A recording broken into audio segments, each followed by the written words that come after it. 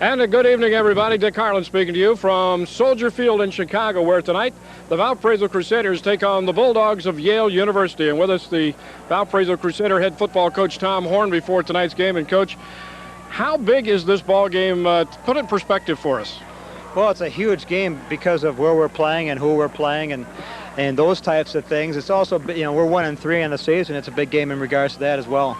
Of course, they come in with a record of 0-2, so neither team has had a stellar season at this point, but this would be a big win to get you on track going back into the conference. Absolutely. Our kids are pumped up. I'm going to have to try and get them relaxed for the game. There won't have to be any fire and brimstone speeches for this contest because they're ready to go. This ball game, of course, Soldier Field, storied history. The Chicago Bears have played here for years. Not lately, but in the past, the program to play here. Oh, it's immense. This is a once-in-a-lifetime experience for our players. It's a neat thing.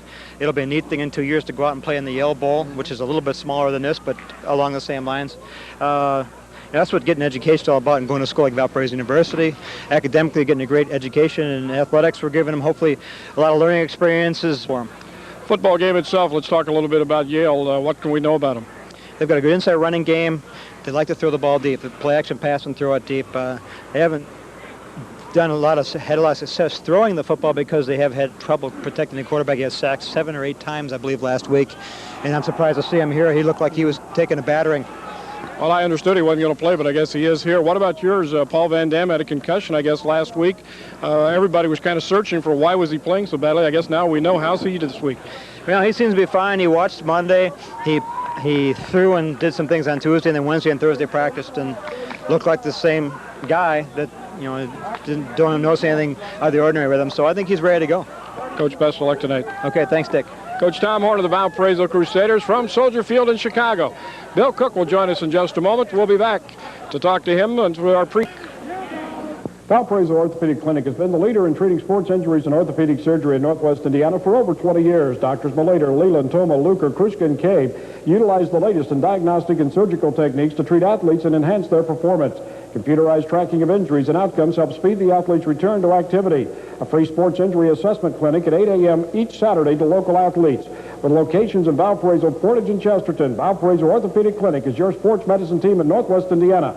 Sports Medicine Hotline 462-0700. If you're a Crusader fan, you'll love the Brown and Gold Sports Digest, the only newspaper devoted exclusively to Valparaiso University sports. Complete coverage of all sports, featured interviews with coaches, players, and administrators. In short, if it has to do with Valparaiso University sports, the Brown and Gold Sports Digest has it. You get 12 issues, one each month, for only $20. To subscribe, send a check or money order to Brown and Gold Sports Digest, 605 Hastings Terrace, Valparaiso, 46383. And back we are at Soldier Field. Dick Harlan joined now by Bill Cook. Tonight's game presented by Valparaiso Orthopedic Clinic, Beryl Ford, the Brown and Gold Sports Digest, Valparaiso University, Valparaiso Pet and Hobby, Robert W. Bayard and Company, Domino's Pizza, Multimedia Cablevision, the First United Methodist Church, the Sports Shop, University Book Center, and Indiana 105. Coach, Soldier Field, a lot of history. Bears have won a lot of games here, lost a lot of games of late here, but this is really a special place to play football. Yes, it is. It's a special to me because I'm an old Chicago boy, born and raised on the southeast side. And I've been to many functions here, a lot of college games, a lot of the old all-star games, and the bear ball games. When they started in here, in fact, I've even seen stock car races here in Soldiers Field. Of course, this is a great place to play football. Was talking to Tom Horn about it. What's this mean to the VU program to be able to play a game in a stadium like this? Not just to play in the stadium, too, but to play Yale University, I think, is a good one, because for years and years and years, people have always said to me, how do we compare with the Ivy League schools? And I said, I don't know. It's hard to tell because we've never played. So with this and then getting together in Soldier Field, and I see a big turnout of alumni here, I think it's great for the program. Well, it'll be interesting. They're expecting somewhere between 8,000 and 10,000 fans. That's about double what VU ever gets, even at homecoming. So it would be a big crowd for them, a big venue. The kids have got to be pumped up. And I guess one of the things as a coach that Tom Horn talked about, you got to get them calmed down a little bit and play football. Oh, that's right. It's one thing to get ready for the ball game, but you don't want to get psyched. And that's what, it's always a possibility. Well, the Crusaders come in 1-3 on the year. They need a win badly to get back into conference play. Yale's a team that likes to run. VU's been a little bit susceptible to the run this year. been very susceptible to the run this year. However, last ball game, when we brought Sirks back in, he really helped shore up that middle. And the other players, when Sirks started playing too. So last week we looked good against the run, and I hope that maybe it'll continue over for us this week. Well, it should be an exciting evening here in Chicago at Soldier Field, and we'll have it all for you coming up next. You're watching the Northwest Indiana Television Sports Network. The Burrell Ford Lincoln Mercury 33rd anniversary clearance is underway. 400 cars and trucks must go. That means huge savings for you now. Get up to $5,000 in factory rebates or financing rates as low as 1.9% APR. Take advantage of low monthly payments on a Ford Credit red carpet lease. Plus, Burrell has over 125 select inspected pre-owned cars on sale. The 33rd anniversary clearance sale is on at Burrell Ford Lincoln Mercury now on US 30 Valparaiso. Easy to find, tough to beat. Indiana 105. Now you must think I'm blind and I don't smell your new cologne. You don't think I notice all the nights I've been alone. Romeo, I got to leave. Indiana 105.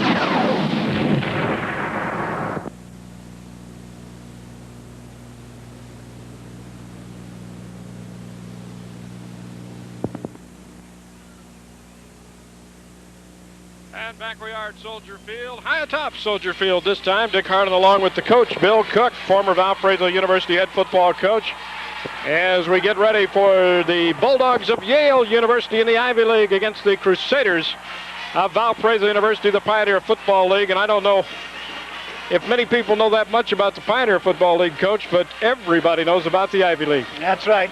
That's the old established thing. They played one of the first football games recorded in NCAA history.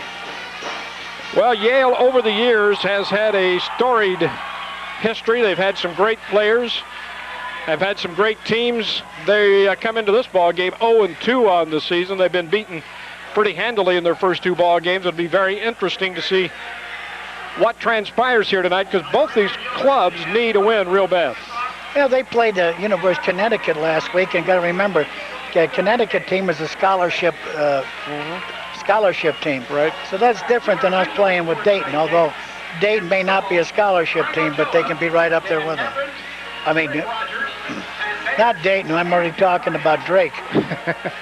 Well, Dayton last week went into Morehead State and bombed them pretty good, and they killed Valparaiso, so it'll be very interesting as this Pioneer Football League unfolds for the rest of the season. I don't think the Crusaders have any hopes at this point, really and truly, of beating out Drake or Dayton maybe for the top spot, but they certainly should be able to compete with everybody else, and I think maybe that's what Tom Horn has to look at this point, is to get this team to the level of everybody else in the conference. That's right, and it might answer one of the old age questions for us. People have always been said, how do you compare with the Ivy League? And at this point, it'll tell us something. Well, I don't know that it'll tell us for sure for the whole league, but it's certainly going to tell us how we fare with Yale this year. That's right. It's an exciting night. There is a big crowd on hand compared to what we're used to seeing. I don't know how you guesstimate these things, but I would guess that we're looking at, they were hoping for 8,000. I don't know they got quite that many, but I would think six or seven maybe. I think so. It's a very good turnout out in the parking lot tonight coming into the ball game. It was full with everybody tailgating. It was I would say what they were trying to accomplish was a huge success. Well, the Yale Bulldogs will kick off to the Crusaders to start the ball game. Yale dressed in their white uniforms, the blue numerals, the blue trim. The Crusaders in their brown jerseys with the white trim, with the white and the gold trim. As we're ready to go, standing deep is Clancy. And is that Hart back there with him? Chambliss? Can't tell for sure. I can't see the numbers. Oh, it's 3. Ike and Nickbo. I'm still trying to stop my nosebleed. We are high. We're in the third deck of the press box if you've ever been to Soldier Field. There's the kickoff. It's a line drive, not going too deep. And Nickbo's going to take it at about the 10. Fumbled the football. Goes back, picks it up at about the 2-yard line, brings it out to the 5, looks for somebody, tries to get around the corner, and down he goes. Still on his feet, but finally down he goes at about the 6-yard line. Well, so Ike didn't do it right that time. No, he not lost a good start. Went through his arms, picked it back up on the 1 or 2, and then ran out to the 10, and then turned around and ran back to the 5. First and 10 at the 6-yard line for the Crusaders. Offensively for Valparaiso, normal starting lineup, it'll be Paul Van Dam at quarterback. Van Dam, of course, had a concussion last week against Drake that we didn't know about. Bob Cracknell, Jody Hart are the running backs. Wide to the left side goes Alex English. He's got Zadro as the slot on the left side. Fanton is the wing off the left, so trips out left for Valparaiso to start the ball game. Hart goes in motion. They give it off to Cracknell. Nope.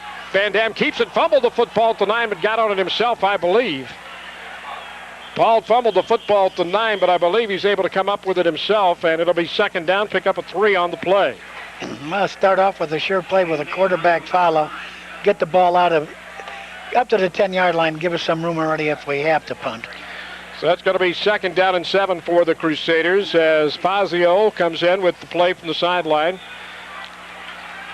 Front line for Valparaiso, it's Steve Gresh, Nate Klein, Eric Rodbro, Kirk Maddox, and Ron Brown across that front wall.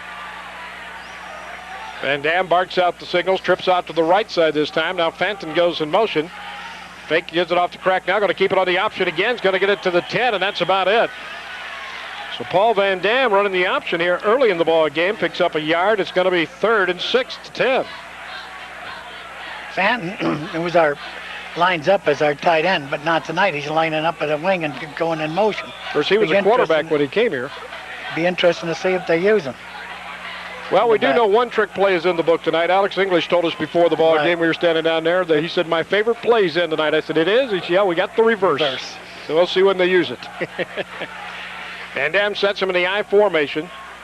Ball goes straight back to throw, stands in, fires it out here. It's intercepted. And down at about the 13-yard line. Intercepted across the way, number 45, Nate Boxrucker, stepped in front of the intended receiver and picked it off. And a big turnover for Yale to start the ball game, and they'll have it 1st and 10 at the Valparaiso 13-yard line. Boy, it was sitting in perfect spot for them, too. They had double coverage on the wide receiver, so the short man didn't have to worry at all about gambling to come in to take the interception, which he didn't, and he got. Quarterback is Chris Whitaker, a 6'2", 189-pound junior, number 14. Derek Bentley, number 30, and Jake Fuller, number 49, the running backs. Fuller straight ahead, gets it inside the 10 and down to the 9 where he's tackled by John Wood. Feel it out first, right up the gut. Well, they announced that Boxrucker carried it, but I don't think so. It's 49, Jake Fuller. Boxrucker's 45, right? Yeah. That's what I thought. Okay. Down to the 8, pick up a 5 on the play. It's going to be second down and 5 at the 8-yard line for the Bulldogs. Again, it goes to Fuller straight ahead, this time down to about the 6-yard line. Picks up a couple of yards. Oh, we've got about a 3rd and 3 situation. 3rd down and 3. Well, we seem to always put the pressure on our defense right off the bat. We did the same thing last week. Make them go in and red zone territory right off the bat. I formation backfield with Fuller and Bentley behind Whitaker. Whitaker goes straight back, wants to throw, stands in, fires it out here, it's incomplete. Over the intended receiver, Fuller, and it's going to be 4th down. And again, the Crusaders, much like last week against Drake, coach, the early turnover, they hold them defensively, and now we'll see the field goal attempt. I didn't see a kicker come in. Well, maybe we won't see a field goal attempt. It's going to be 4th down and 3. The kicker is Matthew Shattuck, number 1. He did not come in. They're going to go for it on 4th down. So Yale wants to roll the dice early. I formation backfield, wideouts to both sides. Big defensive stand here for the Crusaders if they can pull it off. There goes the toss. There's the pitch to Fuller. Catches it back inside. He's going to dive, and it's going to be close to the first down. Looked like he was going to have it easily, but the Crusader defense came up. Jim Rashid. That's number 58. 58, that's Joe Montesano. He's their center. Oh. That's a tough I'll tell you what, Yale did not get a good mark. That's going to be real close. This is the second start for their quarterback, too. He started the first ball game last year. I guess they lost their first and second string quarterbacks before the season started. Well, according to Tom, the first string quarterback is here tonight. Whether or not he'll play, I don't know. Let's see. They stretch it out. First down, Yale, just barely. Well, that's a big first down there. 1st and goal at the 4-yard line. Just by a pimple on the football. That would have been a great stop for our defense.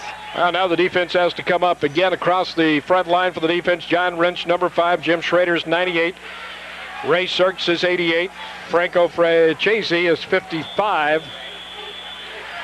Chris Stewart, Jim Rashid, John Wood. Straight ahead, not much there again. They go to the fullback, Fuller. He's carried it every time so far. Gets it to the 3 this time. It's going to be 2nd down and goal. Yeah, they're going to put it all the way down to the 2. Still 2nd down and goal. 11:50 to go, 1st quarter. From Soldier Field, Dick Harlan along with Bill Cook. Handoff straight ahead. The captain himself, the quarterback, dives and got it in. He spun around, reached out with his right arm, got it across the plane for the touchdown. Whitaker. And Yale is on the board first. Well, that was a clear-cut play. Going to be a quarterback keep. And the back ran effective dive right up and off the tackle there. The end hit him aggressively, and the quarterback just kept right off his butt. So the extra point as Shattuck comes on to kick it for Yale with 11:38 to go in the 1st quarter. There's the kick. It's up. It is good. So there's timeout on the field in the 1st quarter of play. 11:38 to go, and it is Yale 7, Valparaiso nothing. You're watching the Northwest Indiana Television Sports Network. Iams knows that having a dog can make people healthier, could even lead to a longer, fuller life. Now, knowing this, why not return the favor by feeding your dog Iams? It's more nutritious because its quality ingredients are more digestible. Iams dog food, good for life, from the Iams Company. Available at Valparaiso Pet and Hobby, your full-line pet and model supply store.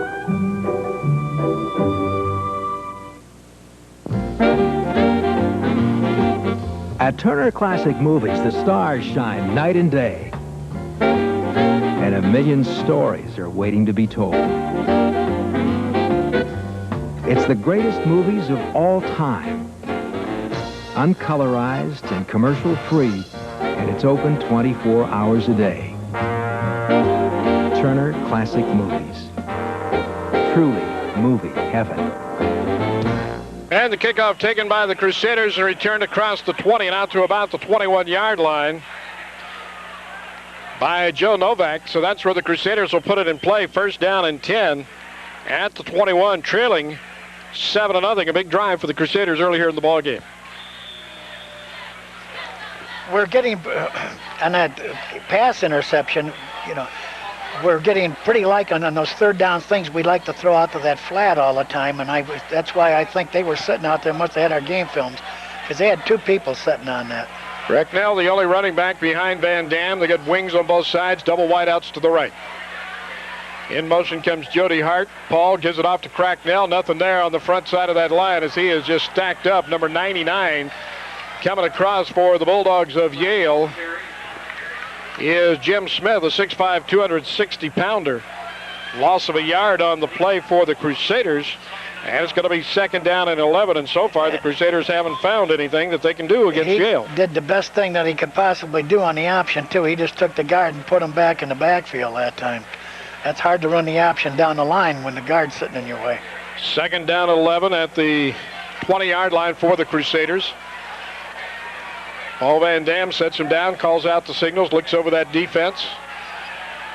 Goes back, gives it off again to Cracknell, caught behind the line, and again, Yale is just dominating the inside, and the Crusaders are going to have to try something different. They lost another yard, and this time they lost 2 yards back to the 18. Their 2 tackles sitting inside are in a tough 4-point stance with their head down, and they're both blowing inside and just getting penetration and taking anything we want along the line of scrimmage away from us. Well, it's 3rd down again, Coach. Let's see if they go out to that flat again. Zadro goes wide to the left side. English goes wide to the right side. Hart and Fenton are the wingbacks.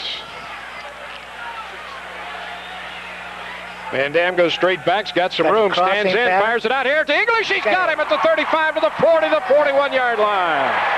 Alex English on the deep curl across the middle. 23 yards to the 41 and a first down for the Crusaders. And Paul Van Dam that time threw a strike. Ran a short post pattern in the middle, and underneath we ran a crossing pattern to keep the linebackers inside there. Well, Alex is going to be a big-time player before he gets out of here, I think, as a receiver. He's got quickness. He's got some size. And he catches the ball in traffic, something that's hard to get kids to do. I think we have to get to the point now where not be afraid to throw on first down here. First and 10 at the 41-yard line for the Crusaders. Van Dam goes back, gives it off to Jody Hart, trying to get to the outside. Jody is caught and dropped. And again, nothing up front for the Crusaders as number 9, Todd Scott, came across to make the tackle against Hart. A loss back to the 38-yard line, a loss of 3 on the play. And right now, Coach, the Crusaders just getting whipped up front. That's right. I was just going to say right now, it just certainly appears that we're getting beat badly from the defensive line on the line of scrimmage. They have established that already. They moved the line of scrimmage back on us 2 yards after the snap of the ball. So you got to do some other things to negate Throw that. the football. That's one of them. Van Dam sets him down, looks over the defense, goes straight back, quick out, comes to Fenton. Fenton's at the 50 and into Yale territory at the 47-yard line. Despite the fact, I don't know if they had a correct pattern there because we had 2 receivers too close together there. Got to mark the football at the 47, a 15-yard pickup on the play. And another first down for the Crusaders at the Yale 47-yard line. So the Crusaders move the ball through the air. We need to do that, and then maybe if we're going to run the ball, try to trap those 2 guys that are penetrating so hard. Well, if you can throw the ball well, you're going to loosen up that front right. wall a little bit. They can't come charging like that. Van Dam sets him in the I formation. Goes back, gives it off to, keeps it himself, now fires it at her. He's got a man open, he overthrew him. He had Fenton. Fall that time might have been better off to take off with it. He had a hole up the middle of the field, but it's like we've said many times, it's much easier to see up here than down there when you're dodging bodies. And he's not a scrambler.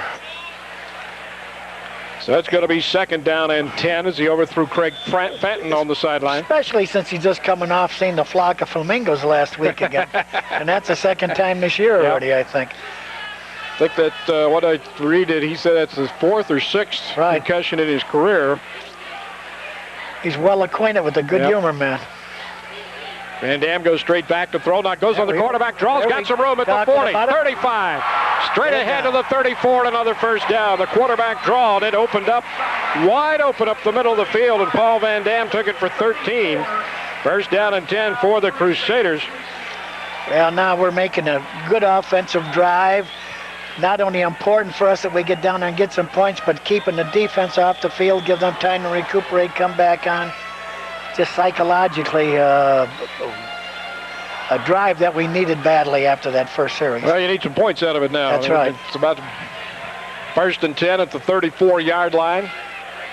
Fazio and Van Dam rolls left. He's got a lot of room. Fires it out here. He's got a man wide open. Fazio and out of bounds at about the 12-yard line, 13-yard line.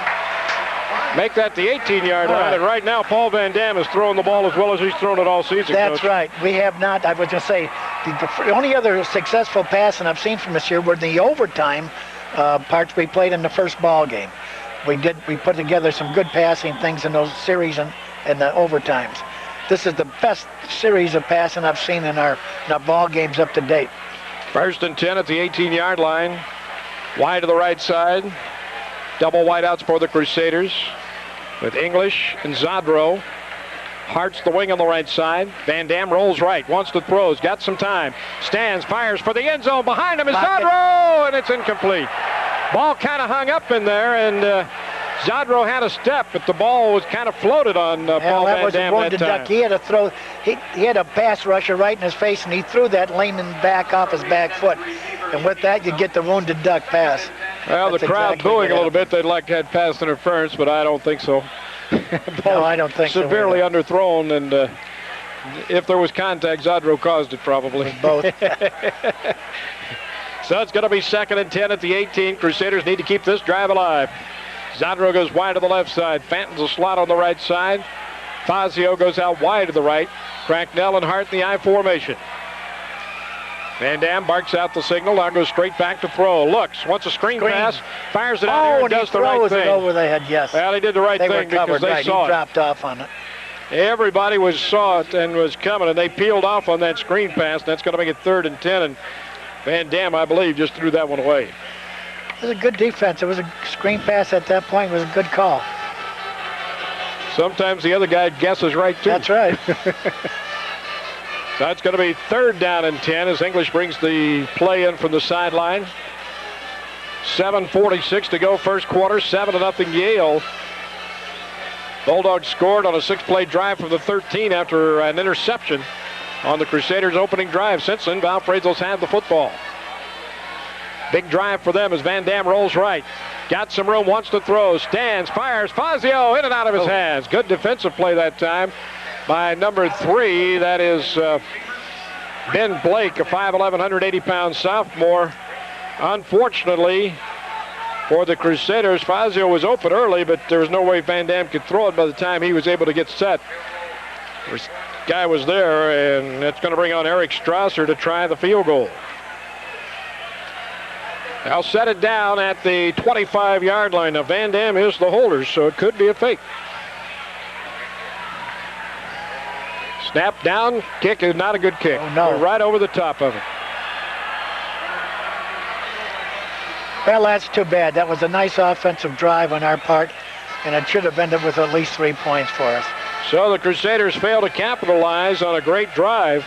They drove from their own 21 to the Yale 18, but came up empty, and Yale takes over the ball, 1st down and 10 at the 21-yard line, or at the 20-yard line for the Bulldogs. So the Crusaders go back on defense. John Rentz, Jim Schrader, Jeremy Burns, Ray Sirks, Franco Francesi.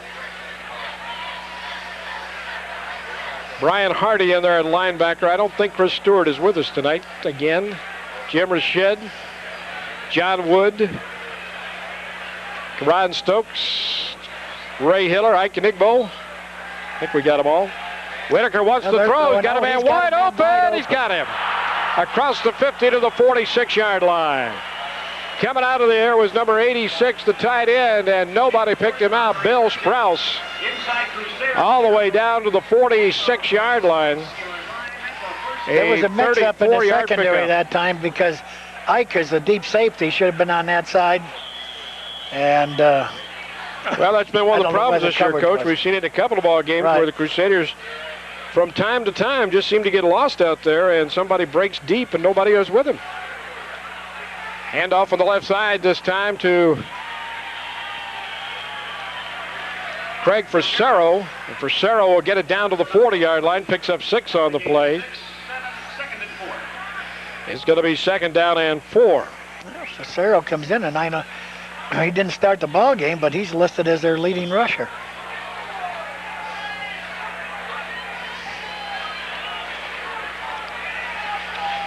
Second down and 4 at the 40 for the Bulldogs of Yale. They lead 7-0. Frasero goes in motion.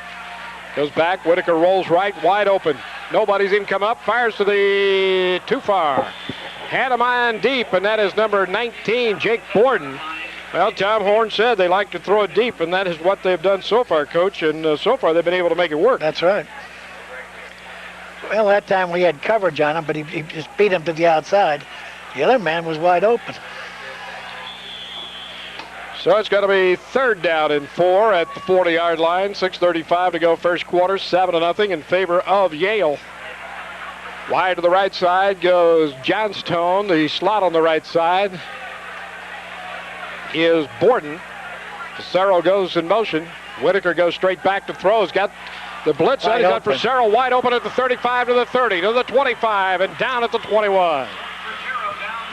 Frasero is wide open coming out of the backfield. Well, that happens sometimes when you blitz. They brought the men off the corner, and they beat the blitz.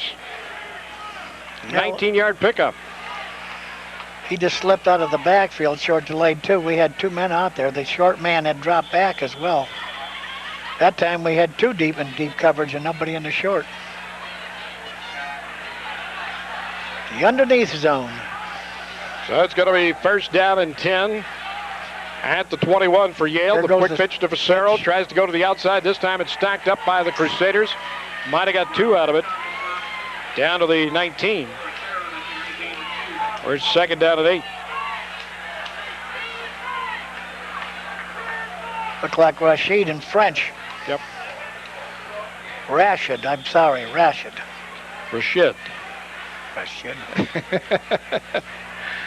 I said Rashid for 2 years till somebody finally corrected me. I wish they'd have done that a long time ago. Second down and 8 at the 19-yard line. Whitaker goes back. Fakes, stands in, fires for the end zone. It is incomplete. Incomplete. Intended Boy, for it looked Sprouse. like a good catch. We had him well covered, man, front and back, and he put that ball right in between. So it's going to be third down and 8. Big third down play here for the Crusaders. They trail 7-0 with 5:33 to go in the first quarter. Crusaders with a great drive down the field, but couldn't get it in the end zone, and that's one of the problems they've had at times this year, is scoring from that, what they call the red zone, inside the 20-yard line. Yale in 4th and 3 went for it and made it just by an inch. At the most. I guess that's what you can do. If you're already lost 2 ball games, you can take some gambles. Third and 8, Whitaker rolls left, wide open. He's going to run. We got it. Heads for the first down, and down to the 10. He's got the first down, and a first down and 10. As Whitaker took it all the way to the 10-yard line, and we're getting no pressure from the outside, Coach. They're able to roll out and be wide open. That was a nice tackle we made in there by Ray Hiller. We had a man on him blocking him, and the back cut inside, and Hiller was able to make the tackle anyway.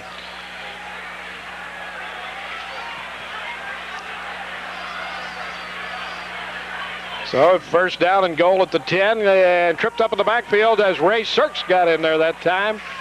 Messed up the play as they tried to come off the left side with Facero. That time Sirks got the penetration and stopped it before it got going to the line of scrimmage. Loss of a yard on the play, make it second down and goal from the 11.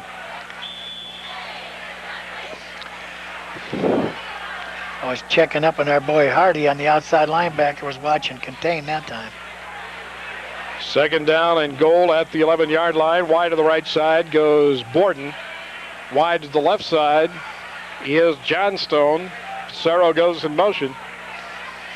Whitaker goes straight back, fakes, steps up, caught, And drop. we got it, good.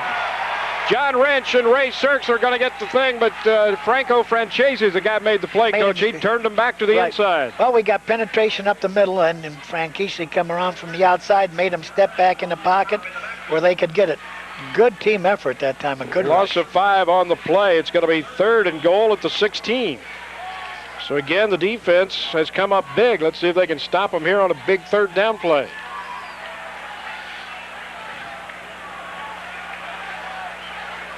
Whitaker looks over the defense.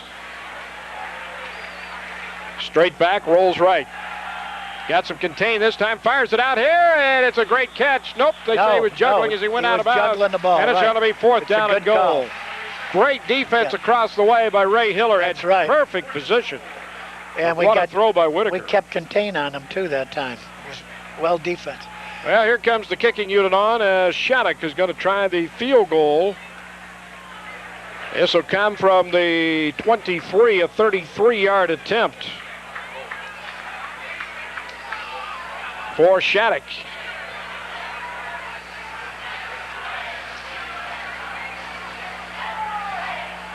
Snap is down. It's blocked. Good block. Ball goes in the end zone, and out of the end zone, Crusaders will get it at the 20-yard line. I'm not sure who got it, but I believe it was Ray Sirks. He's the one they're giving the high five to. I'm not sure about that. We'll check later, but Ray's the guy who was getting the high five out there, so I got to believe that was him. I couldn't see who it was either. So the Excellent Crusaders job. do a great job on defense to stop a drive. Now we need that offense to get in the end zone. Well, they said it was Sirks.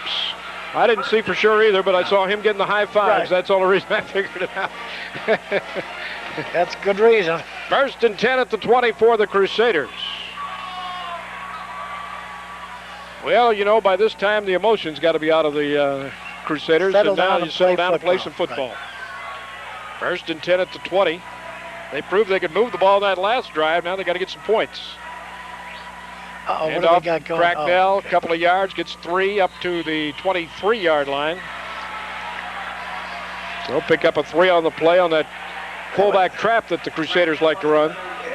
Looked like that might going to be an interesting option if it was going to come off there too, because Jody lined up out there at the slot back. When the ball was snapped, he dropped back. So that would put him in position. If the quarterback comes in line, he could be a pitch man already out there.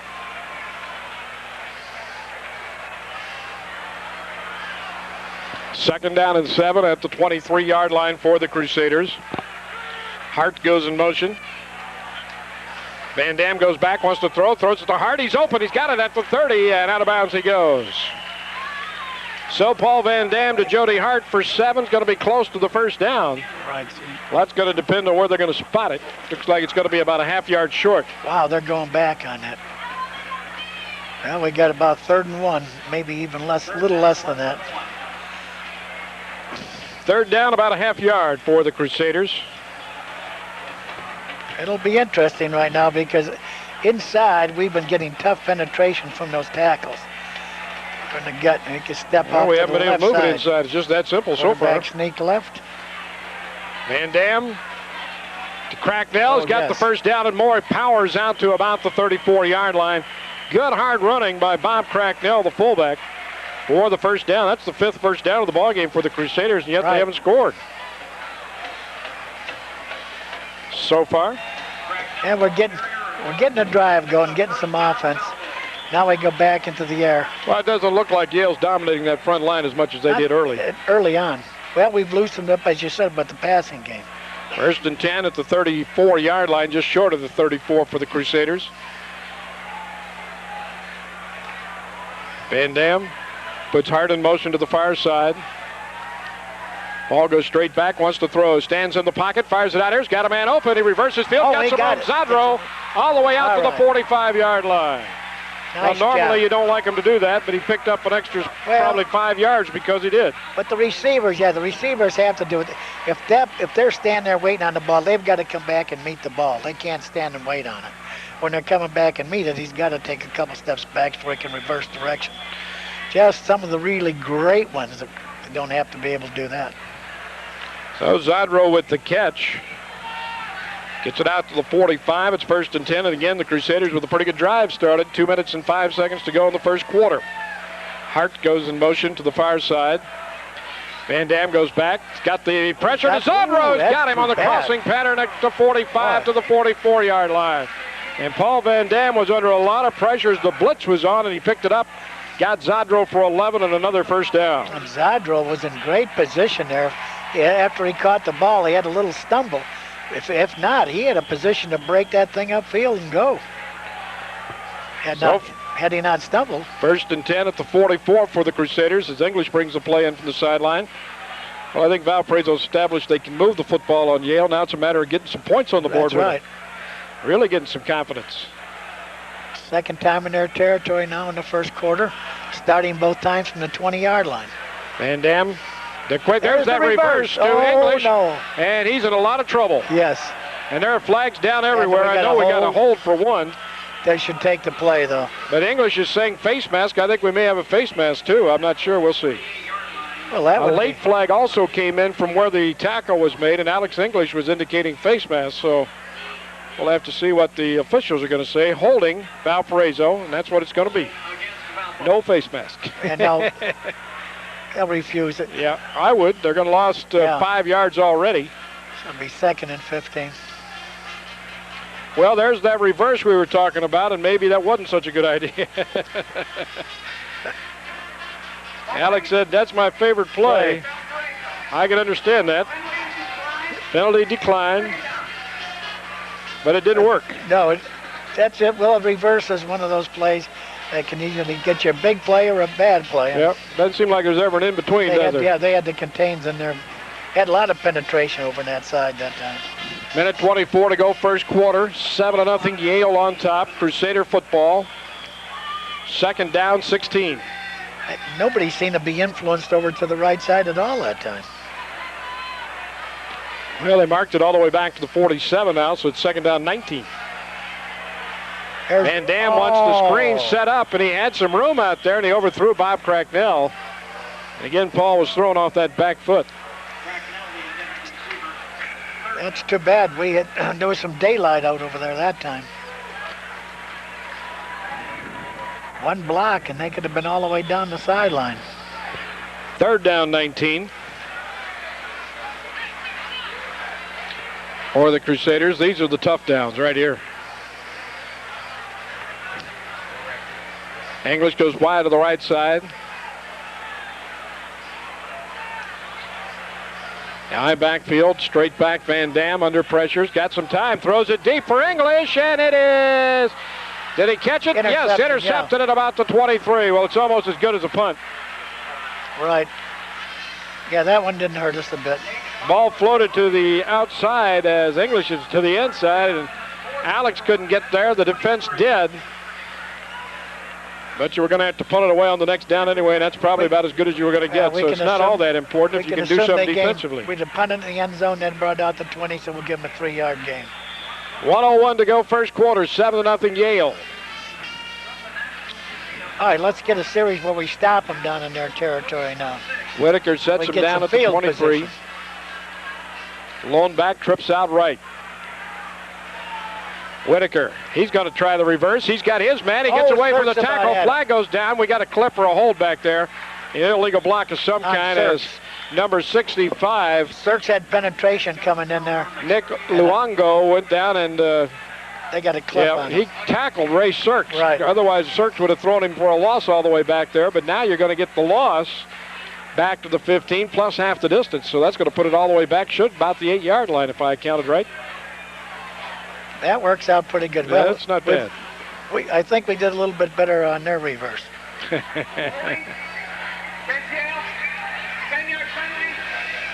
So you lose 8 on the play, and then the hold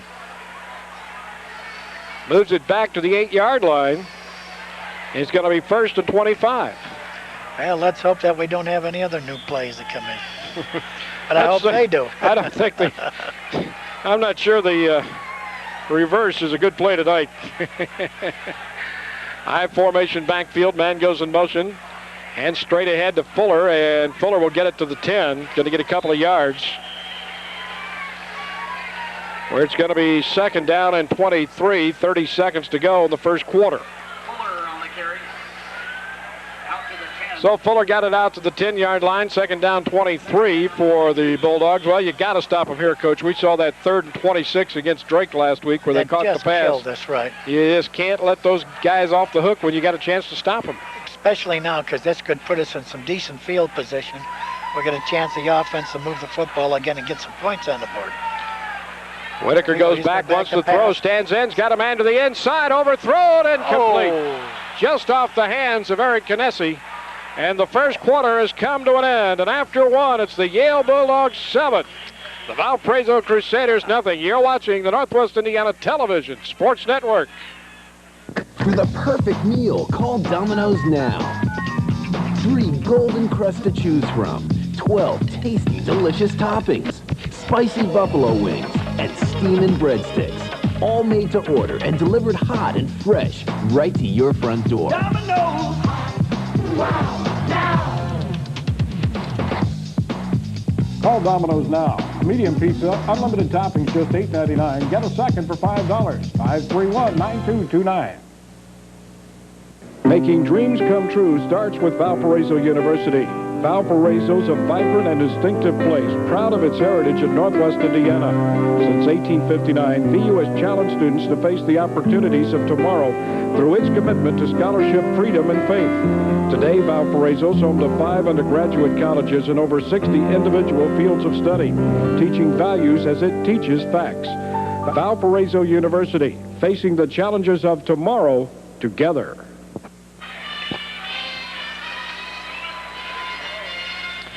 And back we are as we get ready for the second quarter. Crusaders with a big defensive play here. 3rd and 23 at the 10-yard line, and you just, I'll tell you, Coach, you just got to stop them. I got Eric in weight training class, and Monday I'm going to show him how to go for those interceptions with 2 hands, not 1 hand. 3rd and 23 at the 10 for Yale. Big play here. Whitaker goes back, gives it to Fuller, and Fuller's going to get a yard at the most. And so Yale just kind of gave up on that one. I was going to say, it's kind of an interesting call. I was a little surprised there, especially after their 4th and 3 call. Well, do you go for the big block here? In the territory. Go for the block here, just take the return. You got to be in good field position either way. Well, if you're going to gamble, this is a good time to come on in with it. Back in punt formation for Yale is Mike Mrazek as the wind whips through our booth. Ooh. Short punt, fair catch. Nice Enigmo takes it at the 43. Good call. So the Crusaders in great field position. Right, and that's but going into the wind here in the second quarter, but 1st and 10 at the 43. That's a good call by Ike, too, because it was a low punt, but they were coming up in there. It's a good thing. You don't let that ball hit the ground and roll. Feel safe by fielding the ball. Give yourself a fair catch. 7-0 Yale on top. 14:22 to go in the first half. Well, we've got the good field position we were looking for. So we do something now, right off the bat with the drive. Throw it. Van Dam sets him down at the 38. There we are. Wants to throw, fires it out here. Oh, he's hit too soon. No flag. They're going to say uncatchable. Cracknell was obviously hit early, but the official apparently going to say it was an uncatchable ball. I don't know how they make that decision on those kind, but you can't tell from up here if it wasn't how high it was. So I can't argue the fact if you call it uncatchable or not. Van Dam now 6 out of 14 for 83 yards. Crusaders with just 9 yards on the ground. Yale in that first quarter, 2 out of 7 for 53 yards, 19 yards on the ground. Crusaders actually have had more offense than Yale. But Yale got the points when they got the interception at the 13-yard line. And then gambled with a 4th and 3. Hart goes in motion. The draw to Cracknell's got some room to the outside. Cuts it to the 35. Still on his feet to the 31. Effort. Bob Cracknell picks up 7.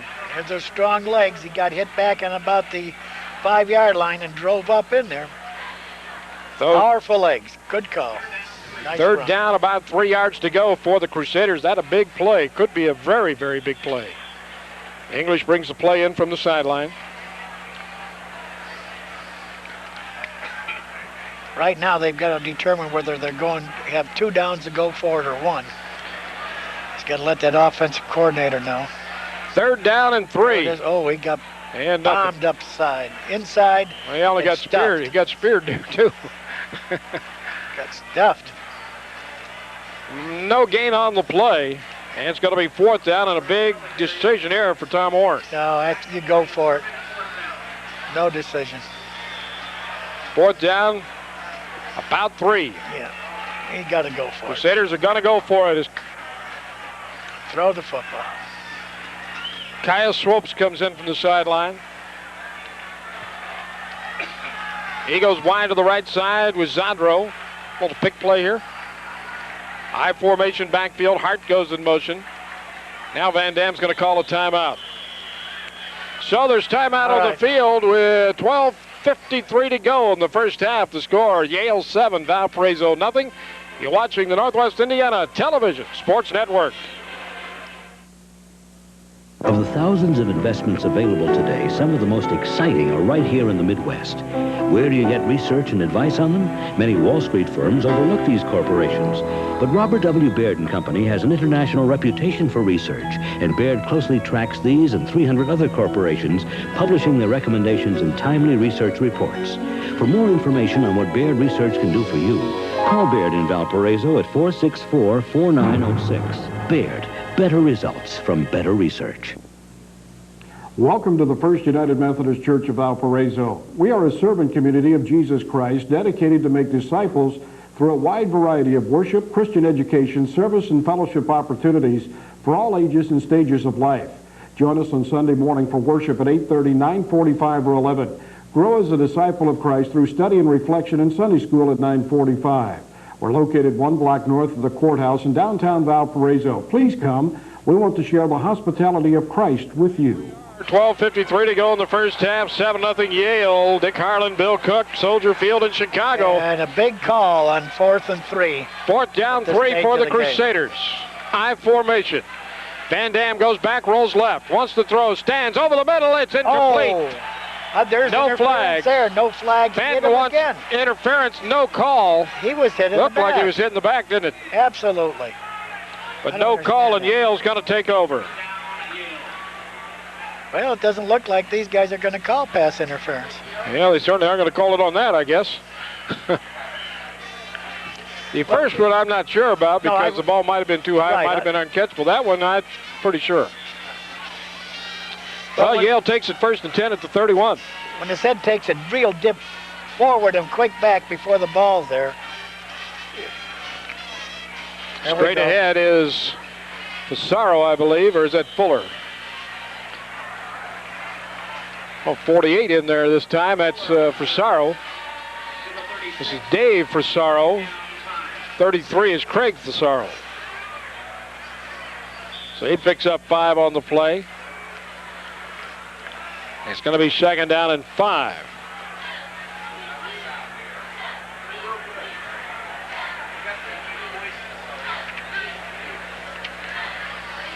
Handoff on the right side is Craig Pissarro this time. All right. So Pissarro takes it out to the 41 and a 1st down for Yale. Well, Yale is yet to win this year. They're 0-2 on the season. Of course, as Coach mentioned, they played UConn, which is a scholarship school, last week. We're behind 28-0 at half, ended up 28-0. 1st and 10 at the 41. Turn, handoff straight ahead, and finally zeroed in, and down he goes.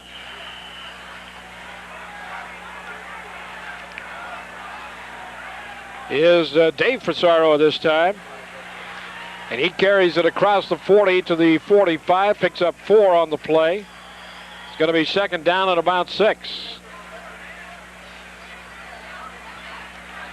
For the Bulldogs, 11:20 to go, first half.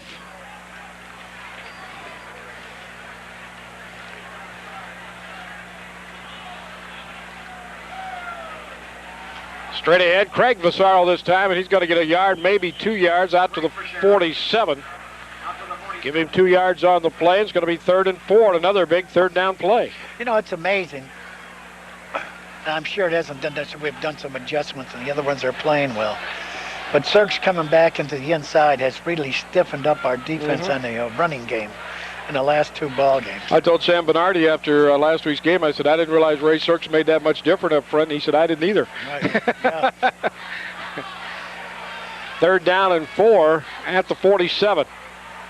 Whitaker wants to throw, goes back, fires out here incomplete, and Cirques and Wrench had the pressure on him, and down goes Whitaker, and that ball hopped to the receiver, and it's going to be 4th and 4, and you would guess they would kick it away. All right, we've got... So again, the Crusader defense does the job. Defense is doing the job right now. We got to get some offense sustained and get some points on the board before the half. Hiller and Enigbo go deep for the Crusaders. They'll be standing at about the... Hiller is at about the 19, Enigbo up at about the 23. There's the snap. High kick, not too deep, turns over. Hiller steps up, makes the catch, and down he goes. Might have called a fair catch that time, Ray. Yeah, I think so. Would have saved your body anyway. Well, I appreciate his courage, but punt that high, he would have been called a fair catch. So the Crusaders will have it at the 19. So again, they start deep in their own territory. Well, we've got somebody down. Somebody down for the Crusaders on the field. That's at 52.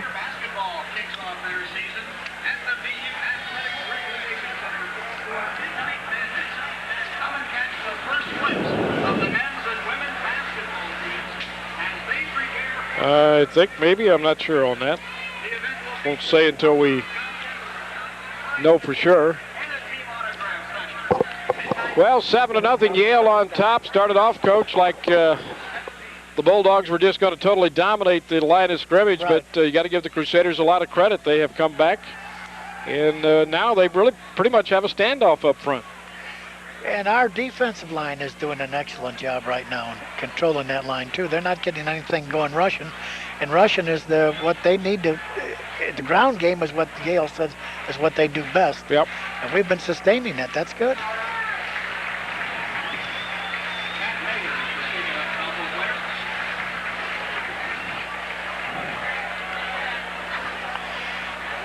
All right. So ready to go. It's going to be 1st and 10 at the 19-yard line for the Crusaders. Matt Nair on the special teams. Wide to the right side is Zadro. Left side is Fanton and English. The I backfield, Cracknell and Hart. Hart goes in motion to the right side. Van Dam stands in. There's that cross again to Zadro. 30, 34-yard line.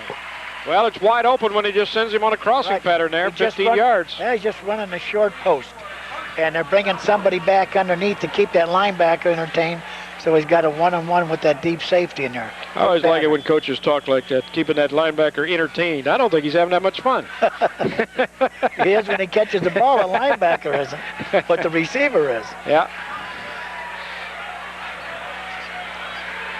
1st and 10 at the 34 for the Crusaders. Hart goes in motion again to the far side.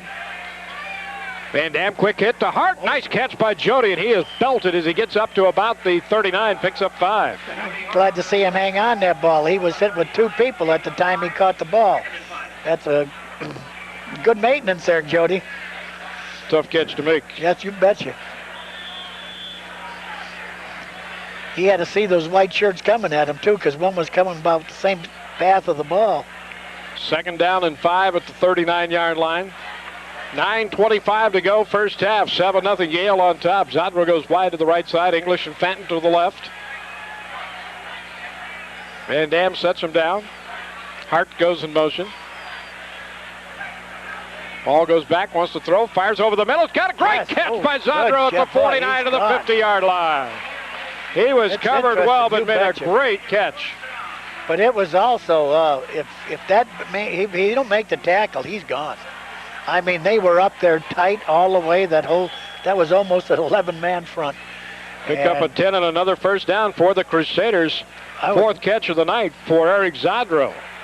If he don't make the tackle, he's got touchdown. This is the way Paul Van Dam was supposed to throw it all year. All year, that's right. This is what we've been out of expecting, him. and all of a sudden we see the Van Dam we've been hoping for. 1st and 10 at the 49-yard line. Hart goes in motion to the left side. Paul goes back, gives it on the draw to Cracknell. It's open. Cuts behind Fenton. Great block. 40, 35, and down there. Great block from Craig Fenton as Bob Cracknell cut behind him. And it sprung him for another 10 yards. Just exactly what you need to do when you're throwing that ball a lot. Keep that pass rush off you. Run a few draws up in there. Cracknell did an excellent job. 16-yard pickup on the play for Bob Cracknell. You know what helps with it too. I said to motivate you a little bit. Maybe that, maybe the button he got wrong helped him come around, but also the fact that the young sophomore quarterback can start running the option so well. That sometimes helps, doesn't it? It also motivates you. Hart goes in motion. They give it again to Cracknell. He breaks one tackle and dives for a yard. He was caught behind the line of scrimmage. Right, that was the defensive end coming in from the outside. He was running up inside, but he never got a chance to go. It was the delayed draw to him again, and he never got going. So that's going to be 2nd down and about 9 at the 34 for the Crusaders as Swopes brings the play in from the outside. 7:51 to go. Hope you're enjoying it. From Soldier Field in Chicago, Dick Harlan, Bill Cook, the coach. You know what happens on that delayed draw in there? The tackle probably released inside to try to get the linebacker for him, but that let the end come in and get him before he could even start going. Van Dam rolls, stands, fires for the end zone. Oh, there's a flag. You got an interference this time, I promise you. They blasted Swopes as he tried to cut to the inside, and the defender just reached out and busted him one. It's got to be interference. Now they're going to think about, well, could he caught it? But I saw that one. I mean, I'm not sure which defensive back it was there. I think it was 47, but he just busted him as he tried to move to the inside. Well, you got to call that when he busted him up in there, because the fact that he did it is the fact that he can't get to the football. Sure. I would think so. It's not a matter that he's running the pattern and he hits him because the ball's thrown over his head. The official's still talking it over. It should be. I don't think there's any question it's a pass interference. I don't think. Maybe I'm wrong. We'll see. That's it. Yep. Had to be. I even saw that one. I don't know nothing about this game, and I could see that one. No. Well, I guess he figured I'm beat. I'm saving a touchdown. I'm That's not letting right. him get over there. Because Swopes had a good 2 steps on him. And for a defensive back, if he is beat, he's going in the end zone. It is a good call. Yep. You take your chances on it that it might not be called either. And probably 50% of the time it won't be called. It's only a 15-yard penalty in college, so that puts it to the 19 where it's first down and 10 for the Crusaders. That's their 11th first down. Now we're in the red zone. Now we've got to get Got to do points on something the this board. time, right? Second time the Crusaders have been in the red zone tonight. They still have not scored. 7-0 Yale on top. 7:28 to go in the first half. Crusaders actually have been dominant since early in the ball game. Van Dam sets him in the eye, goes back, wants to throw, stands in, is under pressure, has got a screen set up to Novak. Novak took it the wrong way. Instead of cutting behind the blocker, he took it to the outside right into the defender. Well, if he'd have turned the other way, he had a lot of room. Well, but our guard was out there, and he should have been making the block, and he was looking back at the back again. That's so many times a vital mistake on that. Lost a yard. It's going to be second down 11 at the 20. If he throws that block, he's gone. Yep. And that's all it was. No reason for him not to throw that block. Second down 11 at the 20-yard line, and I'm sure he'll hear about it when the films are looked at this week, won't he? Well, he just got retired to the sideline. He's over at the coaches. He already heard about it. Second down 11 at the 20. Van Dam goes back, wants to throw, stands in, delivers. It's tipped. Oh, no. Up in the air, fought for, and intercepted by Yale. The ball was tipped at the line of scrimmage. And then the Bulldogs came up with it at the 16-yard line. The third interception here in the first half. And turnovers are killing the Crusaders. That was a ill-advised pass. There was 4 receivers there, but only one of them was Brown. So Yale takes over first and 10 at the 16-yard line.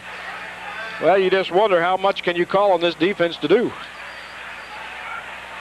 So far, they've been up to the task. They've given up a 13-yard drive. Other than that, they've shut them down. Yeah, but what's bad for us is that we're in scoring position. Yep. Twice now, and we have no points. First and 10 at the 16-yard line. Whitaker gives it to the fullback, and he's hit at the line of scrimmage, and down he goes. Boy, Number 30, Derek Bentley, nothing. Right now, Might have lost a yard. We're dominating that line of scrimmage as much as they were in the first part of the ball game. Well, the Crusaders have found out they can win the battle up front now. Yes, sir. Got to find out how to score. Loss of a yard, second down 11. Our boy Rashid had lost his helmet on that one. Get a little Soldier Field grass in his hair. That'll make him feel good. Well, you got to know these kids love playing in this field, don't they? You could just feel the electricity when I was down on the sidelines early in the ball game or before the game we were down there. What I like was the response of the crowd when the team came out. Big crowd on hand. Whitaker fires, got a man open, but he misses him, and Rich was after him and dumped him. Well, John, be careful, huh? He got him after he threw it, but it was okay. He was in they figured he couldn't hold up, but that's a tricky one. Make the defense feel good to pick off a pass of their own in here and take it in for a score. I'll tell you what, Coach, I got to tell you the truth. This crowd is much, much bigger than I ever expected it would be tonight. I agree with you. I'm surprised myself. The weather, I'm sure, has a lot to do with it. Oh, yeah, it was perfect weather. Great response. But back home, it's homecoming for the high school, and there's 6,000 to 7,000 people there, so. Coming through the lot out there tonight was fun because I was coming through and I kept hearing, hi, coach, hi, coach, hi, coach. Whitaker rolls, fires, incomplete. Wait. Double team. Oh, they're going to fly. No. Are you kidding me? With a double team there, but a flag goes down, and I saw I'm nothing. guessing you're calling pass interference. I have no doubts about that. Bad call. I'm not sure why. And there was no way that could have been completed. Sam Bernardi is about to go nuts over here on the sideline. I think he was throwing the ball away. Holy mackerel. I didn't see any interference and there. He was just grounding that football. Sam Bernardi about went berserk on the sideline. Oh, no. Man. All right. That's only the fifth first down for Yale here in the first half, and it's going to be first and 10. So instead of being a 4th 11 after punt it, they get a first and 10 at the 30. And that's a bad one because we were getting size and getting us to get good field position. 5:39 to go, first half. 7-0 Yale on top. They're talking about no chance of it. There was no chance there of a reception. Whitaker goes back, hands off, comes to the outside, is outside. Rosario, and he breaks a tackle, breaks another, gets it across the 40 and out to the 42-yard line. That's Fuller. That's the best run from scrimmage I've had in the second quarter, I believe. 13-yard pickup and a first down. He just came off on the inside of the tackle. They closed it in. He just made a nice move outside and got some yardage. In the top of the sixth inning, San Francisco won 4-0. First down and 10 up at the 43-yard line for the Bulldogs. Whitaker sets him down, the offset eye. Goes straight back. He's under pressure. Francesa is held. Oh, call. He was hit. No call. No flag. He grabbed him. Grabbed him by the shoulder pads. But the Crusaders defense comes up to do the job. Wood and Wrench over there dump Whitaker behind the line of scrimmage back at about the 41. A loss of 2 on the play, but... the back judge pointed at him, but that's all he did. Yeah, he did. He pointed at him. Yeah, I don't know what that means. He said, "You're a naughty boy." What's it mean when they point at you? He said, "You're a naughty boy. You shouldn't be doing that. Don't do it again. Don't be grabbing him like that." After all, being from Yale, he hadn't intended to do that. Second down and 12 at the 41. Whitaker goes back, fakes, fires over the middle, caught at the 42-yard line, slanting across the middle, number 25. And he got drilled as he threw that ball, Ben Johnstone. Well, you make him pay when That's you can, right. don't you? And he paid a little price on that one, but he also got the 17-yard completion. pickup on the play. Only the third completion of the night for Yale. 3 out of 10 for 70 yards. First and 10 at the 42. Crusader defense has to come up again. 4:05 to go, first half. Whitaker goes back, bumps into his runner, Fuller, but Fuller takes it ahead for a couple of yards inside the 40 to the 39, picks up 3.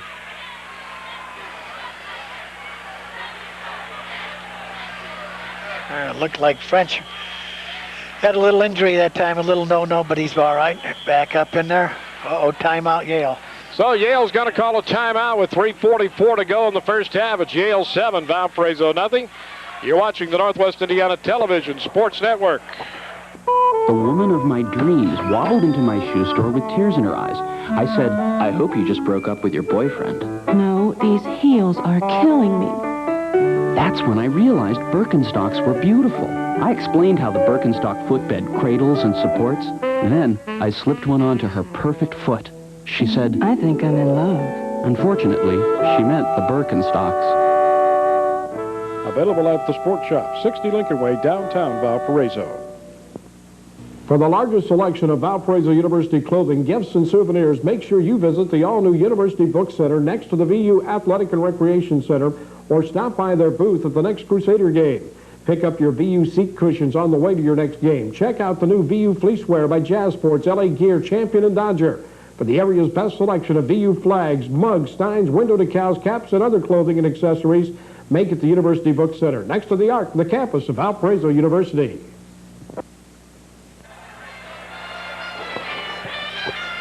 Ready to go. 3:44 to go in the first half. Second down and 7. And the ball is fumbled. Flags are down. Somebody moved. Somebody moved. I think he snapped the ball. Usually that's going to be on the offense. Right. We had a jump. They had a jump in the line someplace. False start against Yale. Sata move it back to the 44 where it's going to be second down and 12. Well, Coach, 7-0 is so far in the first. Been an entertaining first half, I think. Yes, it has. Been a pretty well-played football game. 3 interceptions against the Crusaders. The last really not Paul Van Dam's fault. It was tipped up in the air at the line of scrimmage, but he threw that one in a crowd. Yep.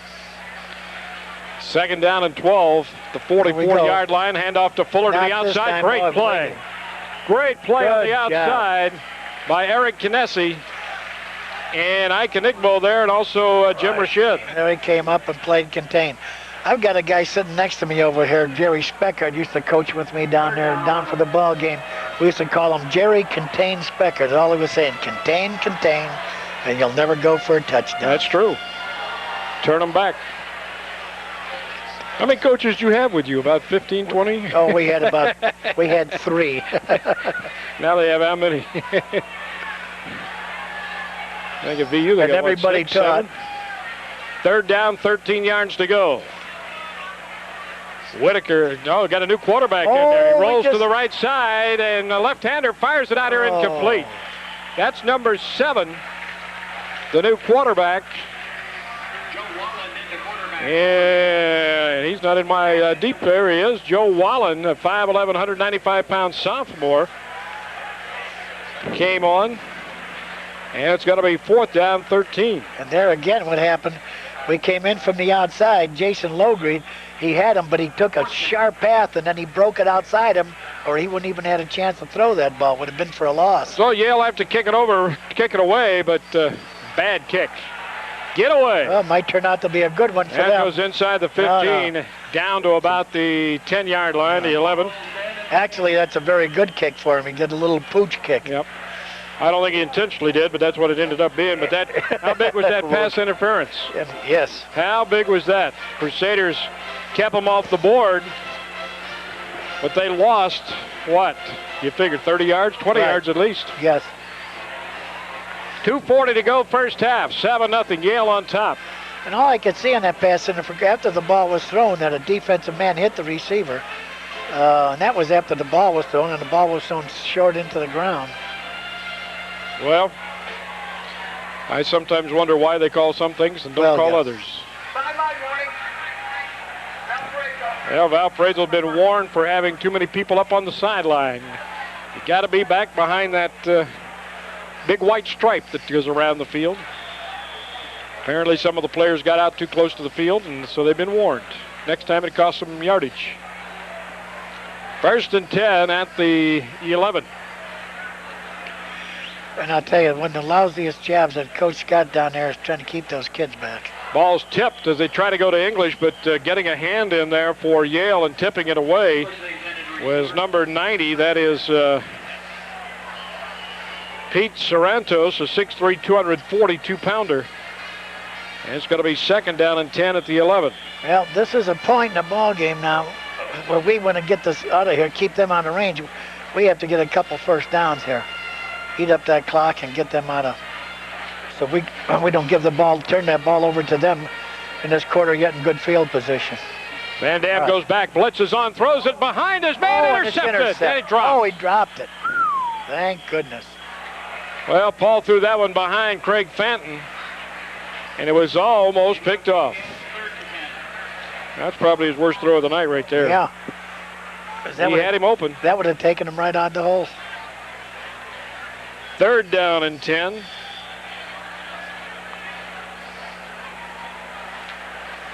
Ten out of 22. Well, we don't want to throw that flat pass again, do we? 412 yards for the Crusaders here in the first half. Throwing the football. Van Dam sets him down. The eye backfield. He's running a draw here. Gives it off to Cracknell. He'll get a yard, maybe still on his feet, but a yard or a yard and a half maybe, and that's it. Crusaders going to have to kick it away into the wind. Not a real stiff wind, but it's significant. Pick up of a yard on the play. We'll keep it right here till halftime. It's going to be 4th down and 9.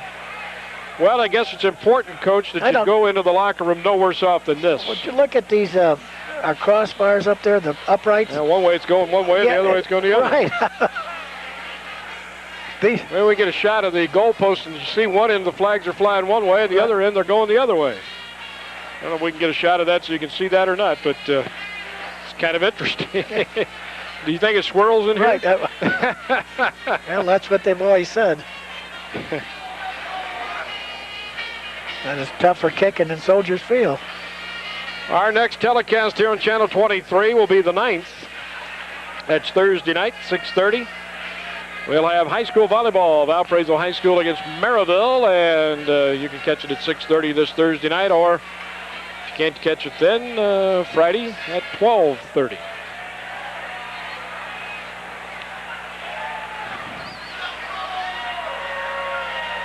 So Neil Brunner comes on to do the punting for the Crusaders. 2:19 to go in the first half. 7-0 Yale on top.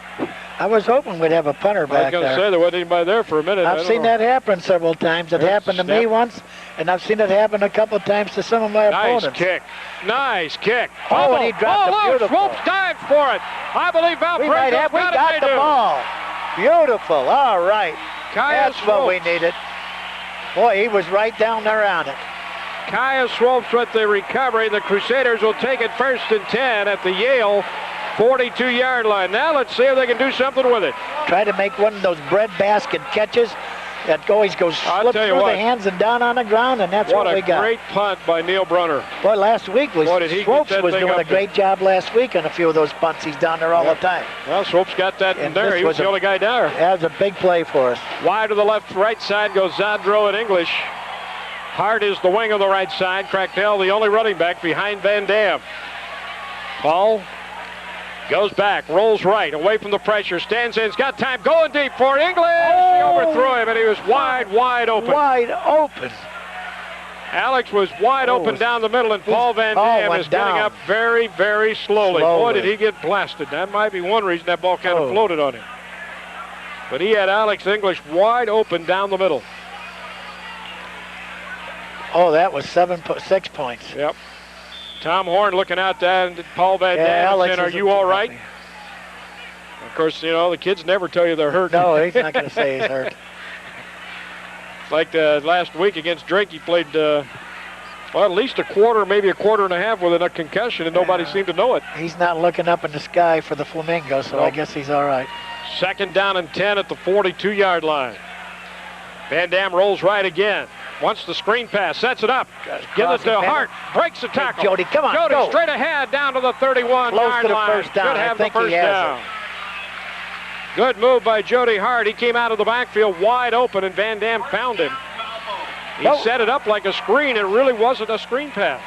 11-yard pickup. No, what he's doing right now is just rolling out to the right and setting up in the pocket behind the tackle instead of straight back behind the center. It's not a complete rollout. It's just a pocket set up behind the right tackle.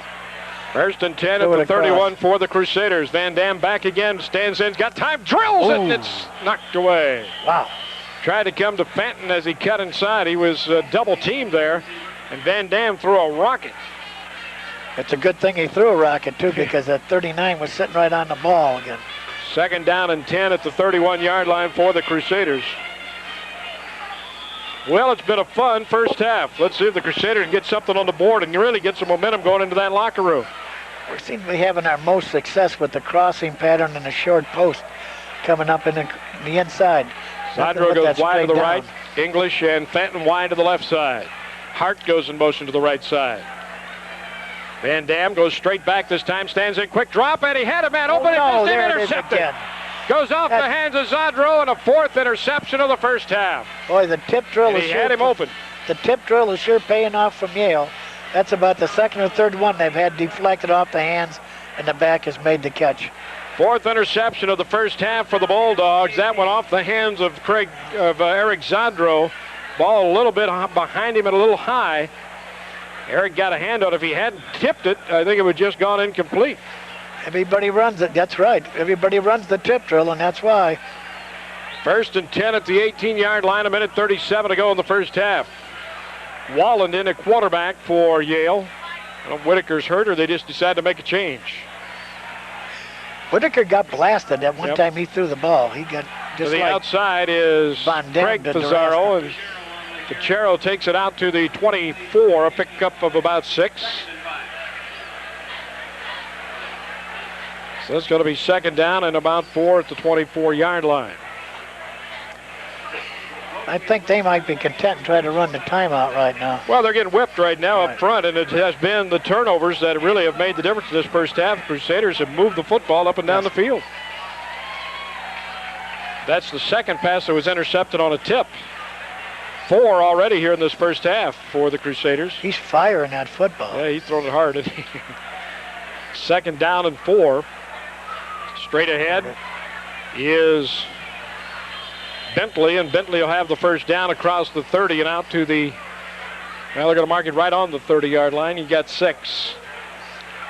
Hit up early by Eric Canisi coming in from the safety spot. First down and 10 at the 30-yard line.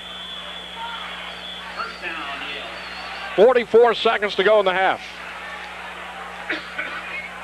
7-0 Yale after an interception at the 13-yard line, got a touchdown on their first drive, and that's all the scoring we have seen. Valparaiso has missed one field goal and have been inside the 20 two other times, but have not been able to score. Wallen goes straight back. The lefty wants to throw, stands in under pressure, goes deep, fires it out here, and it's just too far. Ike Enigbo is closest to it. Well, the big play of the ball game right now, what's looking good for Yale, is the fact that that coach went for it on 4th and 3. Made it by the, not even the nose of the football, the skin of the football. The skin of the football is right. If they hadn't had dimples on it, he wouldn't have had it. Could be the difference in the ball game. Could well be. Right now it's 7-0 in favor of Yale. It's been a good football game here in the first half. Well played by both teams. We've seen some good plays. We've seen some not so good plays. Well, if he's not having a lot of faith in his offense, when he's down there like that, that's a chance he figured I better take the gamble. Yep. 2nd and 10, 17 seconds to go. There's that an left offside. end jumped, didn't he? Yeah, he did. Boy, did he ever jump. They'll bring this one back. They only went about 2 counts early. He went on set.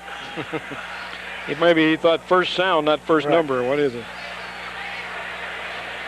So it's going to move it back. It'll be 2nd and 15 for the Bulldogs with 12 seconds to go in the first half.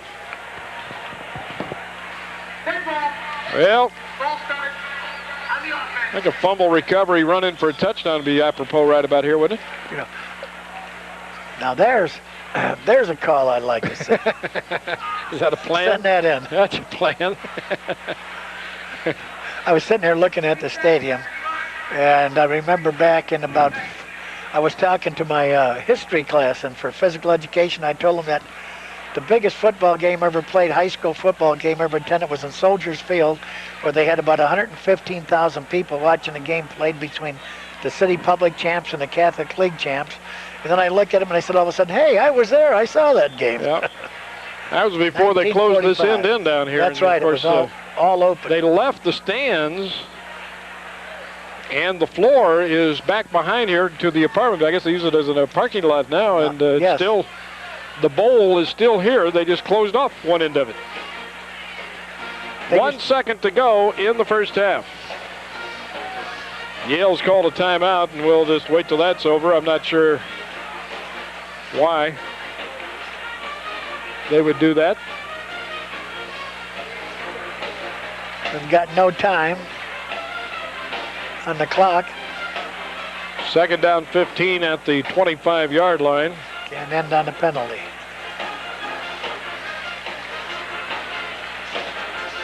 They must be getting the hot dogs ready for him in the locker room. So the Bulldogs, let's see if they just take a knee. That's what most teams would do at this point. We'll see. And Nigbo standing about 15 yards behind the line of scrimmage, just in case they decide they want to throw deep. Oh, now they reset the clock. Okay, 12 seconds. The clock's moving. Running. I don't know if Wallen's even going to take the snap. He just stands there looking around. He's not going to. We're going to the locker room. So that's it. The first half has come to an end. The score at halftime, the Valparaiso Crusaders trail the Yale Bulldogs in a good one at halftime. It's Yale 7, Valparaiso nothing. Back with our halftime in a moment. You're watching the Northwest Indiana Television Sports Network. Valparaiso.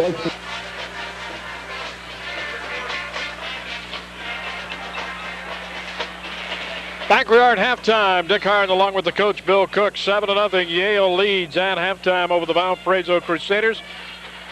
Coach, pretty good ball game actually. One turnover against the Crusaders that cost them 7 points. Yale got it at the 13 on their Crusaders' first drive of the ball game, and ended up 6 plays later making the touchdown and kicking the extra point. Other than that, it's really been the Crusaders who've dominated the ball game. You got I me didn't mean with to a cut you in the mouthful middle of pizza, did I? Well, it's what the Crusaders. Let's look at the statistics, and we'll get to Coach here in a minute. First down-wise, Crusaders with 12-9 for Yale. Passing, rushing yardage, Yale was 70. Crusaders with 34 passing. Crusaders 11 out of 26 for 127 yards. Yale is 3 out of 12 for 72. 4 interceptions against the Crusaders. The only big drawback there, total offense 142 yards for Yale, 161 for the Crusaders. And I guess when you look down at those stats, Coach, the only thing that really sticks out is those 4 interceptions, the 4 turnovers against the Crusaders. It's cost them 7 points in the ball game so far, and they're pretty lucky that's all it's cost them. That's right. 4 turnovers are devastating to anybody, and the fact that we got away with it with the 7-0 after we looked back, and that we're fortunate. Although we dominated the football game after that first touchdown. Once again, I have to say that 4th and 3 call by the coach probably got them their only touchdown. I hope it will be their only touchdown of the ball game. Well, right now it looks like the Crusaders have a few more weapons than Yale has. Yale has not shown the ability to throw the football, and the Crusaders have shown they can throw it. On the other hand, the Crusaders have not shown much of a ground game tonight, while Yale's moved the ball pretty well on the ground. That's right. But at the same time, we've been containing, for the most part, Yale's ground game, and that's their football game. And unless they can get that going, they're going to be in trouble offensively this half. Well, a tremendous crowd here at Soldier Field, not by Soldier Field standards, but certainly by Valparaiso University football standards. We're guessing 7,000 to 8,000 people here. A good crowd on the other way from Yale, as they have a lot of alumni in the Chicagoland area too, and a lot of people I know here tonight, Coach, that probably have never been to a Valparaiso University football game after watching what they've seen here in the first half, and hopefully the same kind of effort the second half. I hope that a lot of those people are going to come back to Brown Field. Next weekend will be a good time for it too, with homecoming coming up, and a lot of this being alumni might well come back for it. You know, we've seen an outstanding performance here by the LaPorte High School Slicer band. Just no wonder that 3 years ago they went down to won state competition. They're a really colorful and well-performing unit. Well, the LaPorte High School marching band leaves the field. The Yale team is back on the field. We're waiting for Valparaiso to return. We'll have a second half of football coming up. Looking at individual statistics in that first half, rushing-wise, leading rusher for Yale is Jake Fuller, 10 carries for 38 yards. Craig Pissarro has 6 carries for 19 for Valparaiso. Bob Cracknell, 8 carries for 26. Paul Van Dam, 3 carries for 16. Passing-wise, Chris Whitaker, 3 for 10 for 72 yards. He left the ball game in the second quarter. We don't know if he'll be back here in the second half or not. Paul Van Dam, 11 out of 26, 127 yards, 4 interceptions. The only drawback to Paul's night, and I really have thought, Coach, that he's thrown the ball overall much better tonight than he had earlier in the season. Unfortunately, he had a couple of them tipped that ended up being interceptions. Yeah, that happens. Yeah, they were tipped balls, and maybe thrown into a little bit of a crowd, that one ball, but otherwise he's throwing the ball better than we've seen him this year. The only thing I've seen close to it this year was in the overtime performance against Hope in the first ball game. Receiving-wise, Eric Zadros caught 4 passes for 49 yards. Jody Hart, 3 for 25. Nobody else has caught more than 1 in the game. And Neil Brunners had to kick it once for 45 yards. Mike Mazurek 3 times for 31-yard average. Everything on the stat sheet says Crusaders except one, and that's the one that's up on that scoreboard. Right. It says Yale 7, Valparaiso nothing here at halftime. Before the end of the ball game, too, we had receiver wide open and going into that end zone, and he overthrew him on that one. That was too bad, because that was 6 points. Well, both teams are here. We're just about ready for the second half kickoff. You're watching the Northwest Indiana Television Sports Network.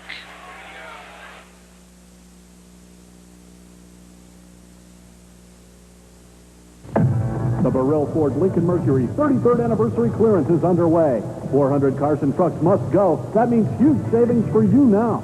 Get up to $5,000 in factory rebates or financing rates as low as 1.9% APR. Take advantage of low monthly payments on a Ford Credit red carpet lease.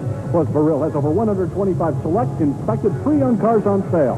The 33rd anniversary clearance sale is on at Burrell Ford Lincoln Mercury now on US 30 Valparaiso. Easy to find, tough to beat. Indiana 105. Now you must think I'm blind and I don't smell your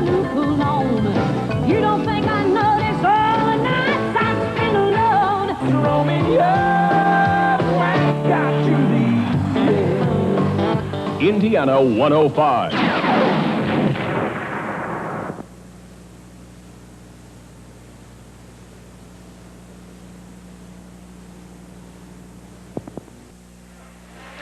Back we are at halftime. Dick Harlan along with the coach Bill Cook before the second half of tonight's game. Valparaiso University, the Yale Bulldogs, 7-0 Yale at halftime. And I would think, Coach, that to a lot of people that might be a pretty surprising score also. We haven't really talked about that, but the Ivy League certainly much more well-known than the Pioneer Football League.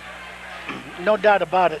I thought that going into the ball game, I saw a little bit of the film like that they would have an edge in a running game. But right now, and I was really worried at the beginning of the first couple series where they seemed to be dominating the line of scrimmage. But since that time, we've come back, our line both offensively and defensively, and I think we've been controlling it. And John Wrench and Jim Schrader and Ray Serks and Franco Francesi. That front group has really done a job in the last quarter and 3 quarters, I guess. Yale's got great size in that offensive line. Yep. Looked for me when I run down through it, they're averaging around 280 pounds. Well, you got a 310 in Chris Ryan. You got Calhoun is 277. You got Montesano is 240. Laguna is 268. Campbell is 238, so it's not bad. Not too tacky. Ready to go. Crusaders kicking off to start the second half. Strasser approaches the line. Drive kick going to bounce at about the 15, taking it to 9. That's too bad. He's to the 10, to the 15, to the 20. 25's got some room. Fumble the football! And that it's ball's loose. loose. Crusaders say they have it. Let's see. Crusaders have the football. I believe they do. There's the break we need. I was just going to say, they had 4 turnovers. If we can get the turnovers in this half, we'll win the football game. First and 10, Valparaiso at the 31-yard line. Couldn't have come at a better time. That ball popped straight up in the air. First and 10, Crusaders. Paul Van Dam at quarterback. He'll have Cracknell and Hart in the backfield. He'll have English and Zandro. Fenton. Everybody patting our boy Taryn Shelton on the back, so Taryn must have recovered that. Yeah, let's see if the Crusaders can take advantage this time. Fenton comes in motion. Van Dam. Cracknell's got some room. Cuts it inside the 30. Down to the 27-yard line. Picks up about 4 on the play.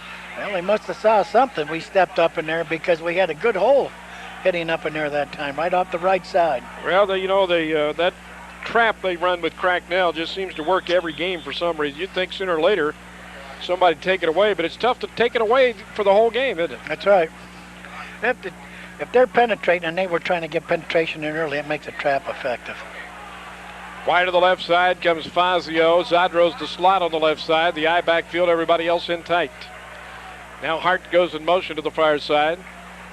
Van Dam goes back, wants to throw, stands out there, throws it out for Jody, and it's knocked away, almost intercepted, and that would have been 6. As that time, Paul did not look to receive the defender off at all, and Eli Kelly came in there and almost picked it off. He eyeballed him all the way. He looked at Jody from the time he took off. You got to look him off sometime. That linebacker saw that and was coming in through the... Boy, I got frightened that time. I thought we were going to turn it right back. Plus, he had that whole green sideline to go. 3rd down and 6. English back in the ball game. Paul doesn't cover those flat passes. Van Dam brings a man in motion as Fenton to the near side. There's the option. He's got a first down and more. He's going to go in for score. Touchdown! Yes! Touchdown. Yes, all right. And Van Dam running the option. Can't run the option. Coming back off, and boy, just put it in off of that corner. How many times did I hear before the season started, well, Van Dam can throw it, but he can't run the option. His 2 biggest plays this year have been running the option. Paul Van Dam from 27 yards out. Crusaders are back in the ball game. What a big opportunity there. And Strasser for the extra point. Psychologically right now, too, this is a great lift for our football team. The kick is up. Not a great kick, but he got it. Good. Timeout on the field. 13:58 to go, 3rd quarter. The score, Valparaiso 7, Yale 7. You're watching the Northwest Indiana Television Sports Network. Iams knows that having a dog can make people healthier, could even lead to a longer, fuller life. Now, knowing this, why not return the favor by feeding your dog Iams? It's more nutritious because its quality ingredients are more digestible. Iams dog food, good for life. from the Iams Company. Available at Valparaiso Pet and Hobby, your full-line pet and model supply store. Dexter, your show's been doing great, but this season we want to try a whole new way to promote the show. Dexter, Duke of the Dance. Something wrong? My show is not about dance. It is about my laboratory. It is about science. Now, Dex, the kids love the dance, and we want the kids to love the Dex. So Dex dances. No, Dex does not. No, Dex does not. No, Dex does not. It was in my contract. Dexter's Laboratory, the new season on Cartoon Network. 13:58 to go, third quarter, 7-7. Crusaders have tied it up. Paul Van Dam from 27 yards. Who says he can't run the option? That's right. Strausser with a great kickoff. Down to the 2-yard line, to the 5, to the 10, to the 15, to the 20. Cuts it back to 25, to the 30, and down at about the 32-yard line. We got a hold of an arm that time. I thought we might be able to pull the ball out of there. First and 10 at the 32, so the Crusaders finally take advantage of a break. We're tied at 7. That brought this crowd up. I always love in the kickoffs and to think when somebody makes a fumble, everybody jumps on the guy who recovers a fumble. And nobody gives proper credit to the guy who made him fumble. The guy who recovered it usually is not the guy that made the hit. That's right. First and 10 at the 32. Let's see, the quarterback is Walland again, I believe. Yep. Handoff straight ahead. He's got a man that comes through on the right side is Pissarro, and he fumbled the football. They're going to be, but I think the whistle had blown.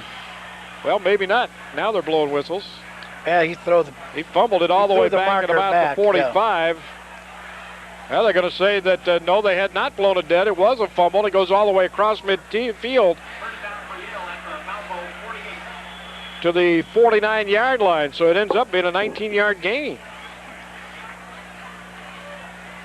That doesn't hardly seem fair, does it? I don't understand. The referee threw the ball, was marking the ball back at the point of the fumble. I thought he was going to call it down.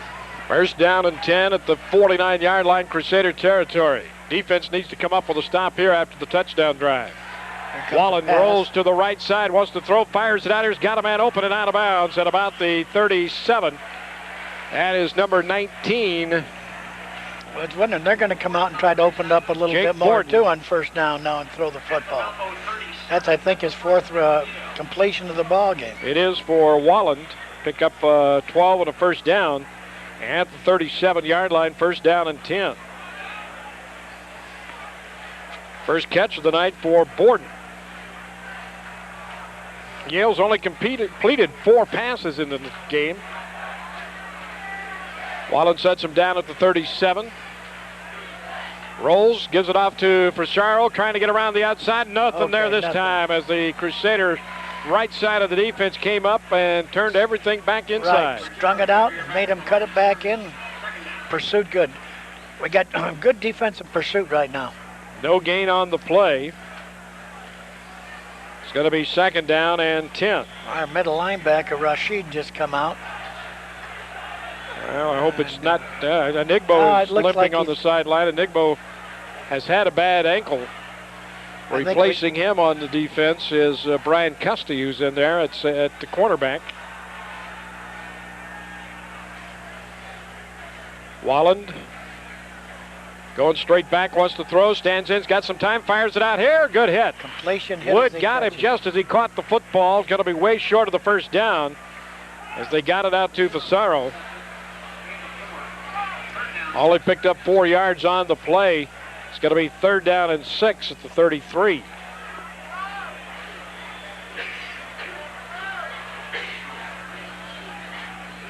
I think Rashid's out on a helmet. I don't see him down here, but they're working on something over here on the sidelines.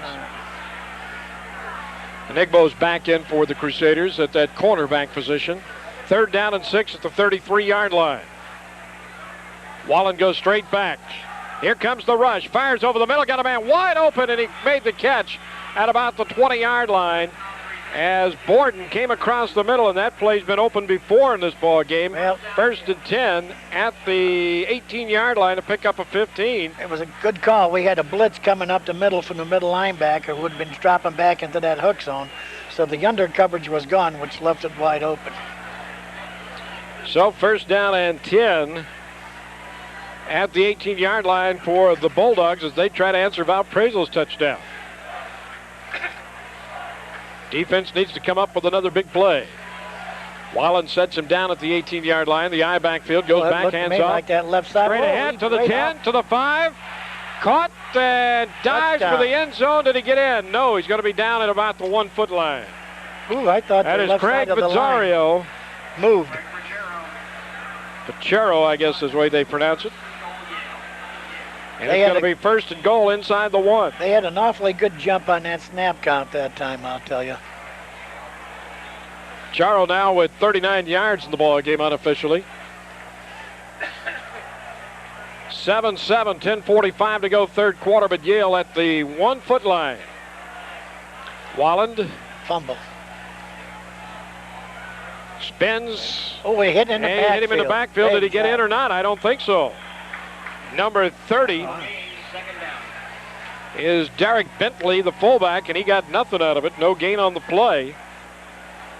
It's just so tough to stop him from there 3 times. 2nd down and goal. Kind of surprised, Coach, that you would hand off down there. Usually they like to run that quarterback sneak that close. Make sure you don't fumble it or something, although that does get fumbled from time to time. Big slant in from our left end that took him. 2nd down and goal at the 1-foot line. Pitch to the Ike, hit behind the line of scrimmage. Didn't get in again. Close. I don't think. Bentley. Crusaders come out with the football, but I believe Bentley was stopped again. Going to be 3rd down and goal. I tell you what, they may make this touchdown, but you got to give this defense. That's right. This defense a lot of credit. Making them think too. 3rd down and goal. Here comes. If he saw this early in the ball back game, in. He would have went for that 4th and 3. Cheryl's back in and out goes Fuller. 9:25 to go, 3rd quarter, 7-7. Yale at the 1-foot line on 3rd down. They've been here for 2 plays, haven't been able to move the ball. Wallen sets them down. A little toss sweep outside to score. Gives it off on the left side. Dive, touchdown. There's Bentley that time. They took it to the wide instead of straight up the middle. He got the touchdown. So the Bulldogs on the board again as Bentley scores. And that makes it 13-7 with 9 minutes and 8 seconds to go in the 3rd quarter. Well, we didn't have much scoring in the 1st half, and now we've got 2 touchdowns. Earlier in the 2nd. 9-play, 68-yard drive. Shattuck on for the extra point kick. Snap down, the kick is up, looks good. And it is. So Shattuck rips it down the middle. There's timeout on the field. 9 minutes and 8 seconds to go in the 3rd quarter. It's Yale 14, Valparaiso 7. You're watching the Northwest Indiana Television Sports Network. For the perfect meal, call Domino's now. 3 golden crust to choose from, 12 tasty, delicious toppings, spicy buffalo wings, and steaming breadsticks. All made to order and delivered hot and fresh right to your front door. Domino's! Wow! Now! Call Domino's now. Medium pizza, unlimited toppings, just $8.99. Get a second for $5. 531-9229. Valparaiso University, a vibrant and distinctive place located just 1 hour southeast of Chicago, nationally recognized for its academic excellence and Lutheran heritage. Valparaiso's 5 undergraduate colleges offer a strong foundation in liberal arts and professional programs, such as business administration, engineering, and nursing. Small classes and professors who care, modern facilities, and state-of-the-art equipment. Arts and athletics, Valparaiso University, committed to preparing students to serve as leaders in tomorrow's world. 9:08 to go, 3rd quarter. We were just talking about Joe Wallen, the quarterback for Yale, is the guy that normally starts. He wasn't supposed to be playing tonight. He's done a pretty good job. He sure has. He's changed things around a lot. Deep kick. Would help for him, but they were coming to start throwing that football on first down. 2-yard line by Kennessy. Kennessy to the outside. Kennessy, that is, to the 10, to the 15, still on his feet to the 17. That's where the Crusaders will have it first down and 10. So Kennessy gets it out to the 17, and that's where Valparaiso will start, 83 yards away, trailing now 14-7. And I think we got somebody hurt down here for the Crusaders. I don't know if that's Kennessy or not. Hopefully not, because he's also a big part of that defense. Now he's up on his feet. If you'd see anybody get hurt, although Kennessy's coming off. I think he's tied in the second spot for leading tackles on the team right now. Kennessy's coming off also, limping we got 3 tackles for losses.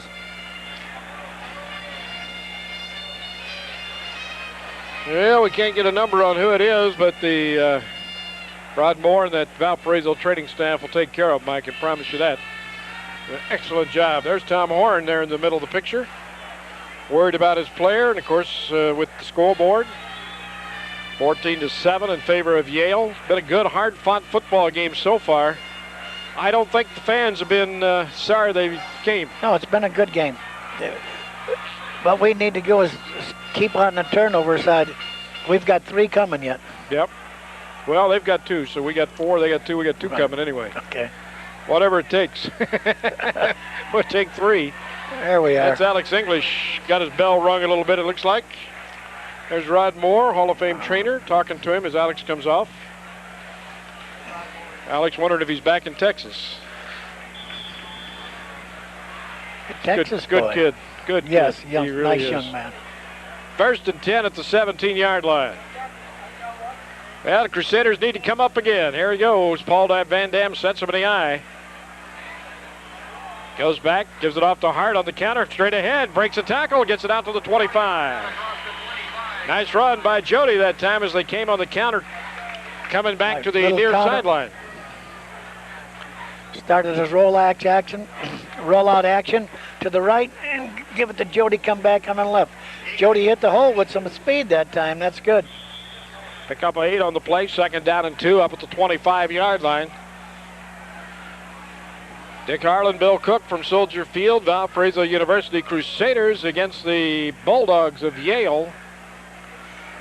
Are they the Eli? They're the Eli. Jody played in here in high school and won the championship games. Jody trying to get around the outside, made a nice cut. Might have got the first down out of it. He just put on the brakes. The defender ran by him, and Jody cut it back inside and might have got the first down. Because they had that thing defense and cut off well from the outside. Nope, it's going to be... Well, the Crusaders have not had any luck, Coach, of getting the ball to the outside on the ground. No, we haven't. One of the Yale players is down across the way as they're going to, I believe they're going to measure for the first down. It's going to be close.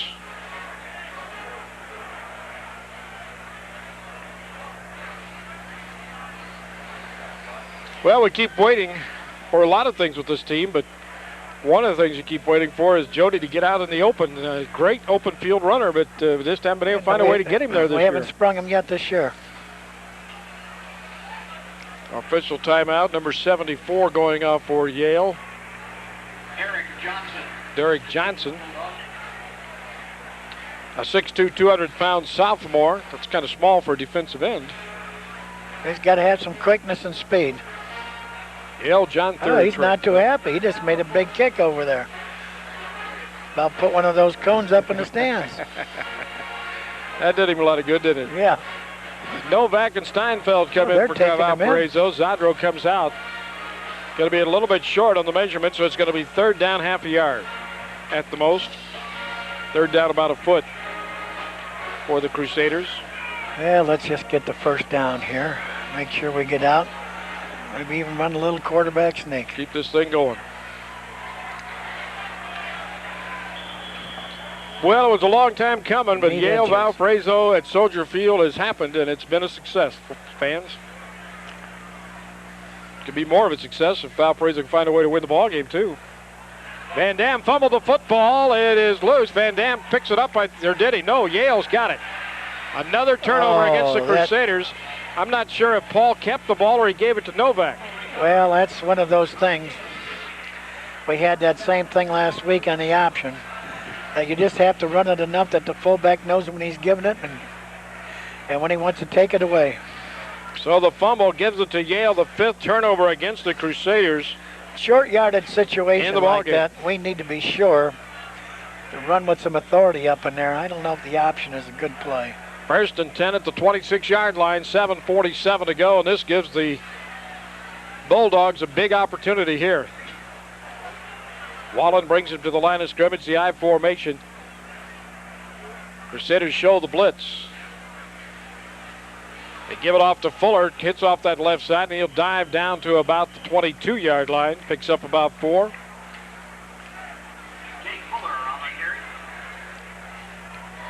So it's going to be 2nd down and 6.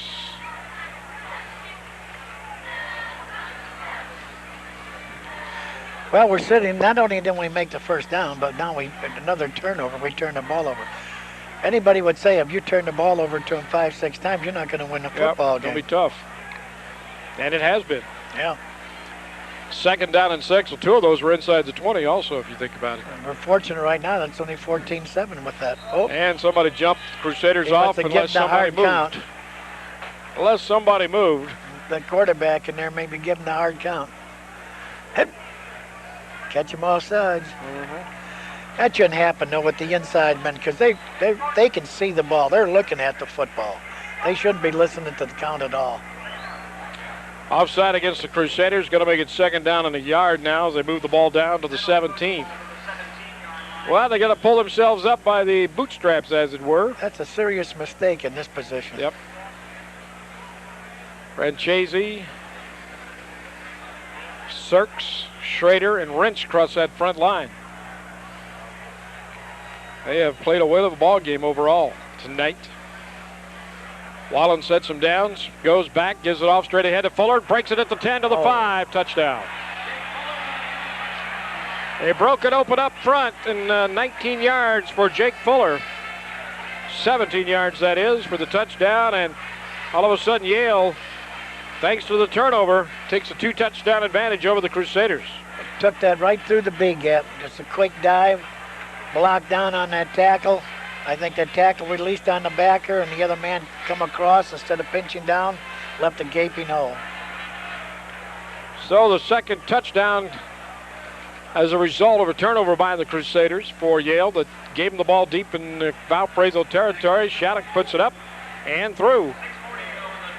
So 6:40 to go, 3rd quarter. It's now Yale 21, Valparaiso 7. Crusaders got some work to do. You're watching the Northwest Indiana Television Sports Network. Of thousands of investments available today, some of the most exciting are right here in the Midwest. Where do you get research and advice on them? Many Wall Street firms overlook these corporations. But Robert W. Baird & Company has an international reputation for research, and Baird closely tracks these and 300 other corporations, publishing their recommendations in timely research reports. For more information on what Baird Research can do for you, call Baird in Valparaiso at 464-4906. Baird, better results from better research. Welcome to the First United Methodist Church of Valparaiso. We are a servant community of Jesus Christ dedicated to make disciples through a wide variety of worship, Christian education, service, and fellowship opportunities for all ages and stages of life. Join us on Sunday morning for worship at 8:30, 9:45, or 11. Grow as a disciple of Christ through study and reflection in Sunday school at 9:45. We're located 1 block north of the courthouse in downtown Valparaiso. Please come. We want to share the hospitality of Christ with you. So he picked up the ball as it was rolling loose at about the 7 and gets it out to the 18-yard line. That's where the Crusaders will put it in play now, trailing by 2 touchdowns at 21-7. Got to come up with something. It's hard to see the ball over there. It looked like it was going to go out of bounds. And if indeed it was, he should have let it go out. Would have had the ball at the 35-yard line rather than a 18 or 19-yard line. 1st and 10 at the 19-yard line for Valparaiso. Van Dam comes in from the sideline with the play. Wide to the left side goes Zadro. English and Fenton go wide to the right side, the I backfield. Fenton comes in motion to the near side. Van Dam on the option. Keeps the ball. Is going to be caught. Dropped behind the line of scrimmage, and down he goes at about the 16-yard line. Not anything there that time. It's going to be 2nd down 13. We had a good call on the option running for the touchdown right now, but we've been our bread and butter's been our passing game, and all of a sudden we're going away from that. Second down, 13. Are they going to give him the 17? Make it second down and 12. Van Dam sets him in the I formation. Hart comes in motion to the near side. Van Dam goes back, stands in, got time, fires, got a man open, he's got him. You can't get up. No. He's got Pat Fazio. So we're going to have about a 3rd and 2. He'll catch and take it all the way out to the 27. 3rd down 2. I don't know why he went down on the knee there. The ball, he caught it about chest high. Didn't have to dip down too much for the ball. Well, wanted to make sure, I guess. Otherwise, I have no answer. Yeah, well, he must have slipped, obviously. 3rd down 2, a big 3rd down for the Crusaders. Van Dam going back, looks, wants to throw, fires it out. Here's got his man, and Fenton makes the catch up across the 30 to 31. All right. Pick up a 4 and a 1st down. Now we get him loosened up again, that's it. And he can run the ball a few more times. 14th first down of the ball game for Valparaiso. Field's in excellent condition. Yep. Just beautiful. Yeah, and I don't think we've torn it up too much. They'll be able to play Sunday night. Yeah. In case you didn't know, the reason this game was on Friday night instead of Saturday afternoons because the Bears play Sunday night here and would not allow the Crusaders to play on Saturday. Mr. McCaskey said no, no, no. So that's why it's a Friday night game. And I wonder if McCaskey's here. He's a Yale graduate. Yeah. Van Dam is caught and sacked all the way back at about the 26-yard line. Well, I don't know. Think he'll be here Sunday night? Oh, yeah. They invited Ditka to come over to the ball game tonight. Think Mike's here?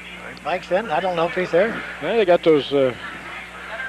I don't smell a cigar. Some of those suites are open over there across the way, so, you know, you never know. He might be in one of those. Right. Second down 15 for the Crusaders back at the 26-yard line.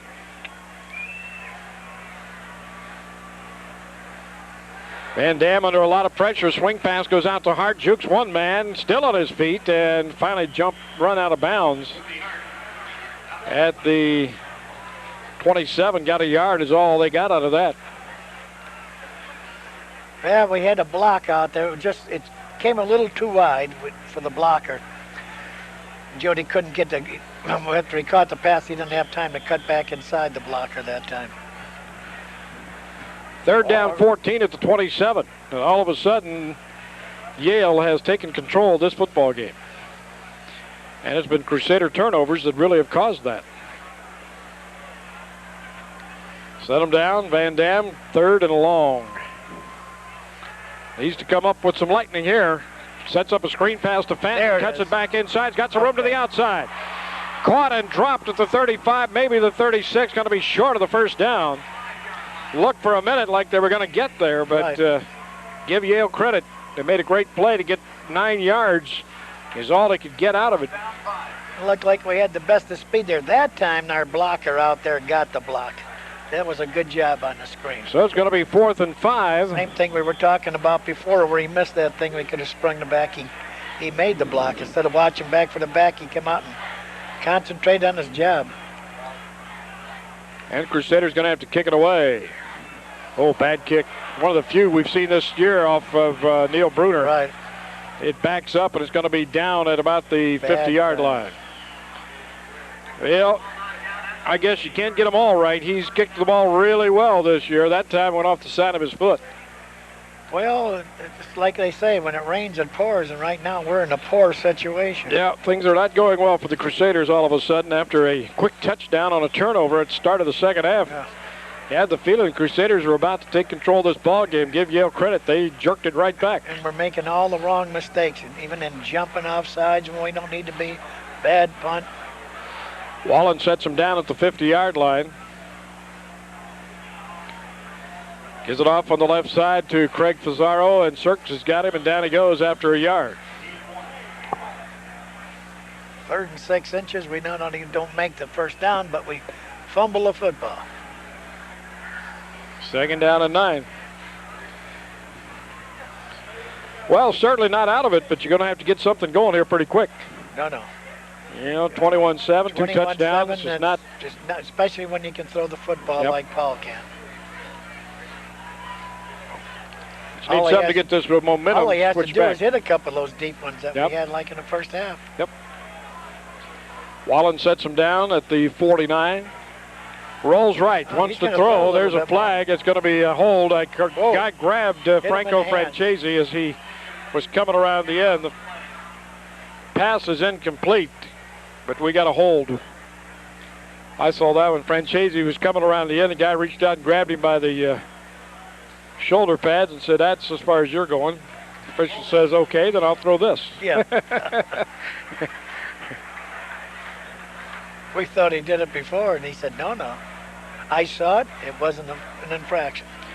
Well, it could be 3rd and 9, or it's going to be 2nd down 19.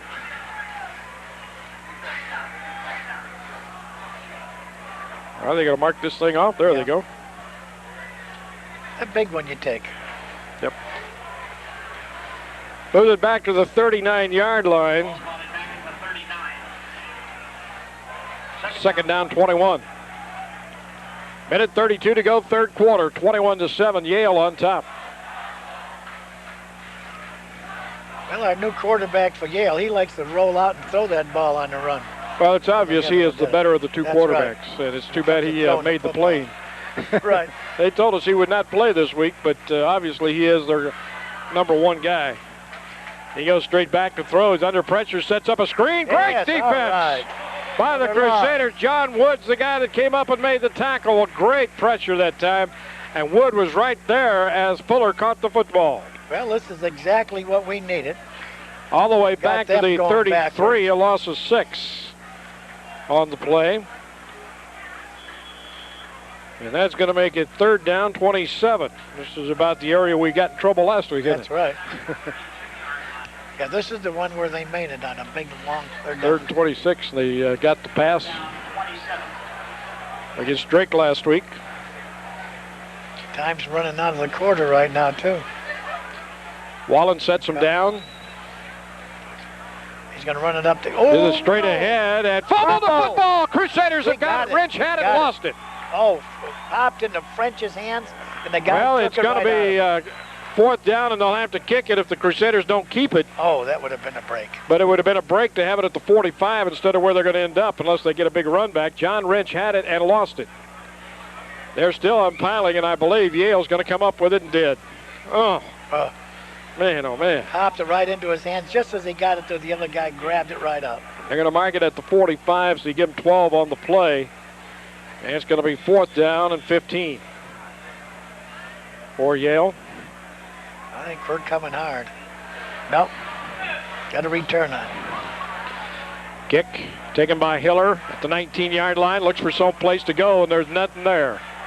Ray goes down. That time Ray didn't do it. Normally Ray looks to make his move straight up, and that time he didn't do it. He started off to the right, and that doesn't get you anything. Not very often. So the Crusaders will have it 1st down and 10 at the 21, just short of the 21. Just 6 seconds to go here in the 3rd period.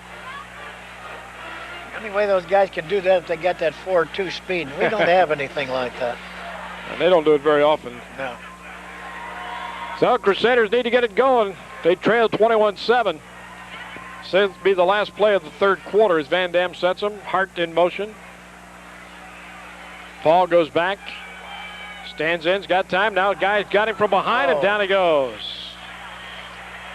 Back at about the 17-yard line, and the quarter's going to end. A loss of 4 on the play. So after 3 periods of play, it's now the Yale Bulldogs 21, Valparaiso Crusaders 7. You're watching the Northwest Indiana Television Sports Network. The woman of my dreams waddled into my shoe store with tears in her eyes. I said, I hope you just broke up with your boyfriend. No, these heels are killing me. That's when I realized Birkenstocks were beautiful. I explained how the Birkenstock footbed cradles and supports. Then I slipped one onto her perfect foot. She said, I think I'm in love. Unfortunately, she meant the Birkenstocks. Available at the Sports Shop, 60 Lincoln Way, downtown Valparaiso. For the largest selection of Valparaiso University clothing, gifts, and souvenirs, make sure you visit the all-new University Book Center next to the VU Athletic and Recreation Center, or stop by their booth at the next Crusader game. Pick up your VU seat cushions on the way to your next game. Check out the new VU Fleecewear by Jazz Sports, LA Gear, Champion, and Dodger. For the area's best selection of VU flags, mugs, steins, window decals, caps, and other clothing and accessories, make it the University Book Center, next to the Arc, the campus of Valparaiso University.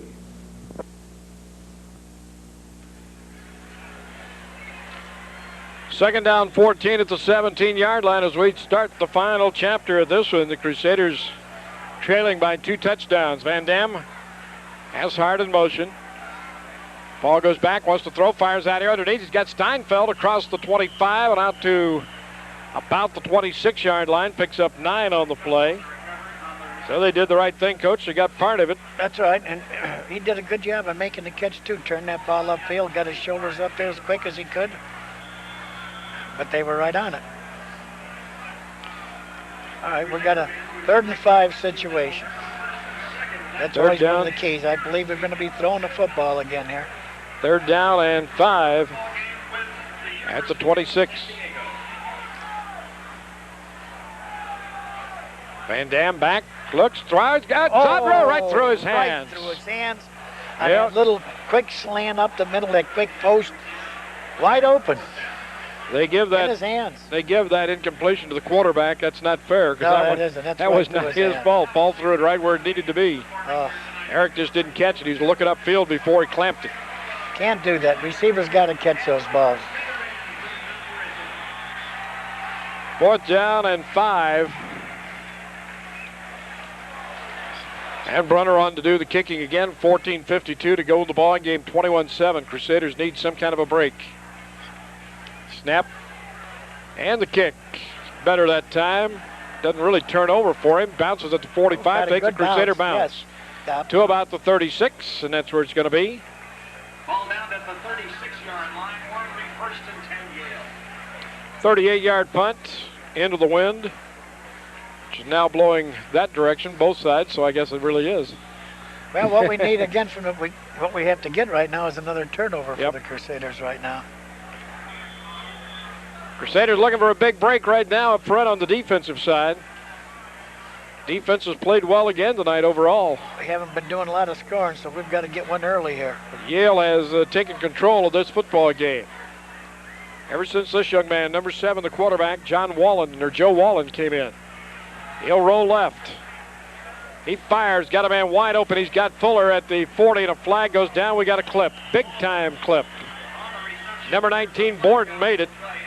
No, poor play, too, because the clip wasn't necessary for the play at all. Yep. Just a really poor judgment on their part.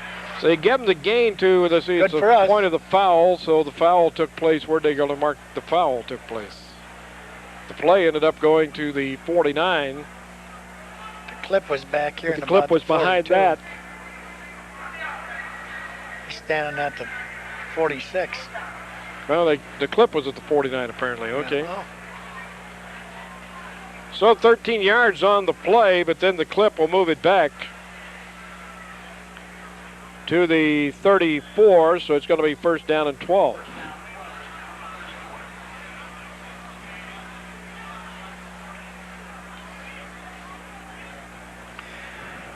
We almost had the end in this fence, but that fullback came out and made a good ankle block on our end and took him down and enabled him to throw that football. 1st and 12 at the 34-yard line. Wallen goes back, gives it off on the right side. The Fuller's got some room this time. They're starting to really blow holes up that middle against Valparaiso and gets it up to about the 43-yard line.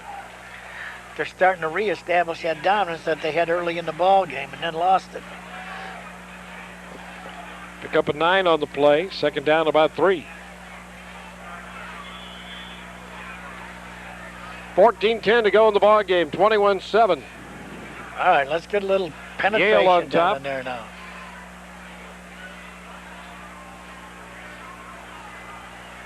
Crusaders need a big defensive play here as Wallen pitches to Fuller. Fuller Breaks it back the 45, the 50. He's gone. The 40, 35, 30, 25, 20, 10. Caught behind by Stokes, and down he goes at about the 6-yard line. Well, he broke it off Stokes, the left the only tackle. chance we had to stop him. And come off the left tackle and then reversed his field, cut it back to the right.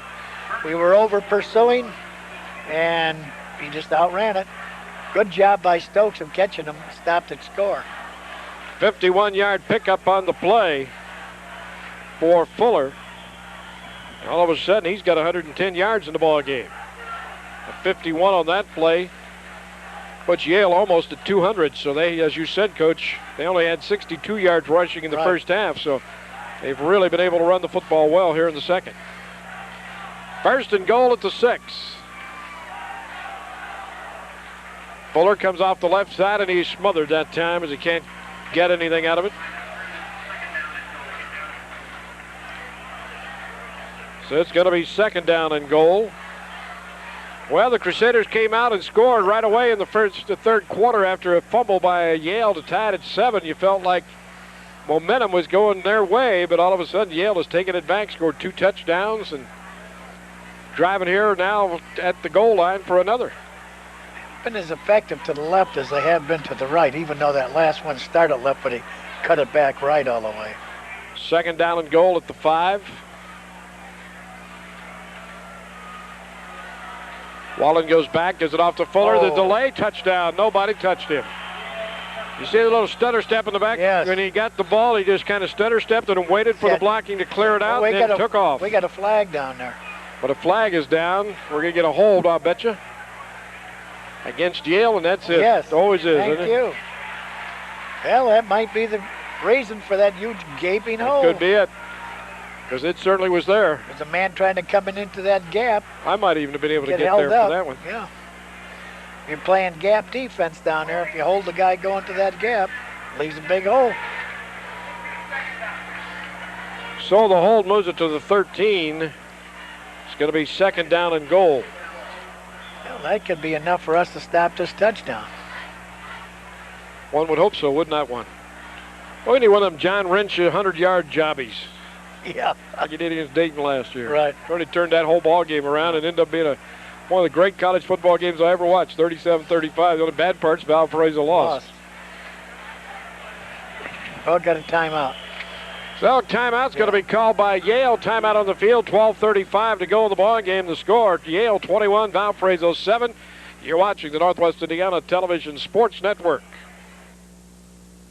Valparaiso Orthopedic Clinic has been the leader in treating sports injuries and orthopedic surgery in Northwest Indiana for over 20 years. Doctors Malater, Leland, Toma, Luker, Kruska, and Cave utilize the latest in diagnostic and surgical techniques to treat athletes and enhance their performance. Computerized tracking of injuries and outcomes helps speed the athlete's return to activity. A free sports injury assessment clinic at 8 a.m. each Saturday to local athletes. With locations in Valparaiso, Portage, and Chesterton, Valparaiso Orthopedic Clinic is your sports medicine team in Northwest Indiana. Sports Medicine Hotline 462-0700. If you're a Crusader fan, you'll love the Brown and Gold Sports Digest, the only newspaper devoted exclusively to Valparaiso University sports. Complete coverage of all sports, featured interviews with coaches, players, and administrators. In short, if it has to do with Valparaiso University sports, the Brown and Gold Sports Digest has it. You get 12 issues, one each month, for only $20. To subscribe, send a check or money order to Brown and Gold Sports Digest, 605 Hastings Terrace, Valparaiso, 46383.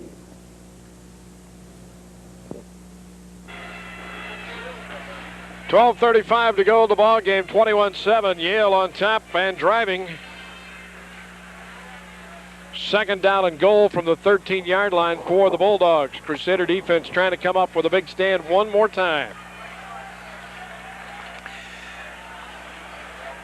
Wallen looks over the defense, changes the play, goes straight back to throw, stands in, fires, lofts it for the corner of the end zone. No, too far.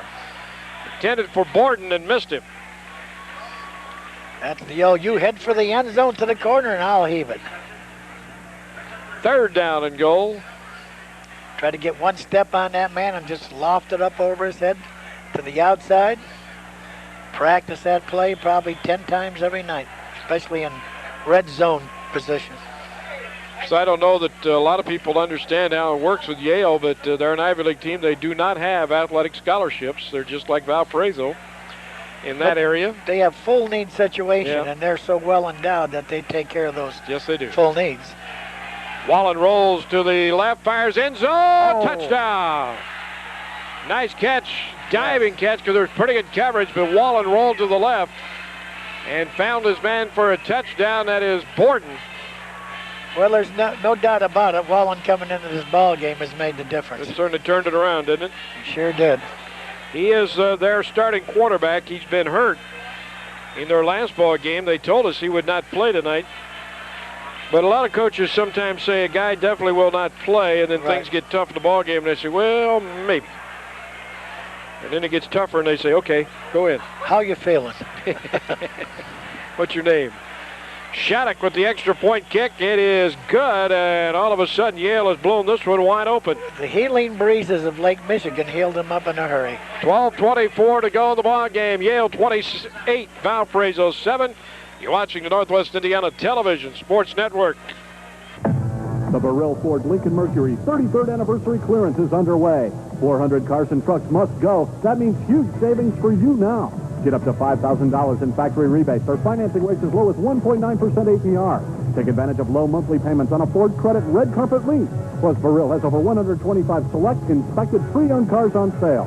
The 33rd anniversary clearance sale is on at Burrell Ford Lincoln Mercury now on US 30 Valparaiso. Easy to find, tough to beat.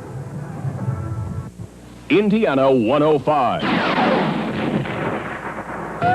you must think I'm blind and I don't smell your new cologne. You don't think I notice all the nights I spend alone. Roaming you, I got to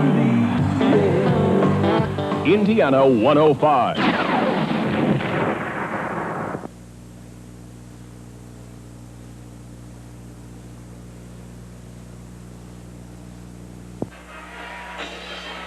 $12:24 to go in the ball game. 28-7. Yale on top of Valparaiso as the Bulldogs have blown this one wide open.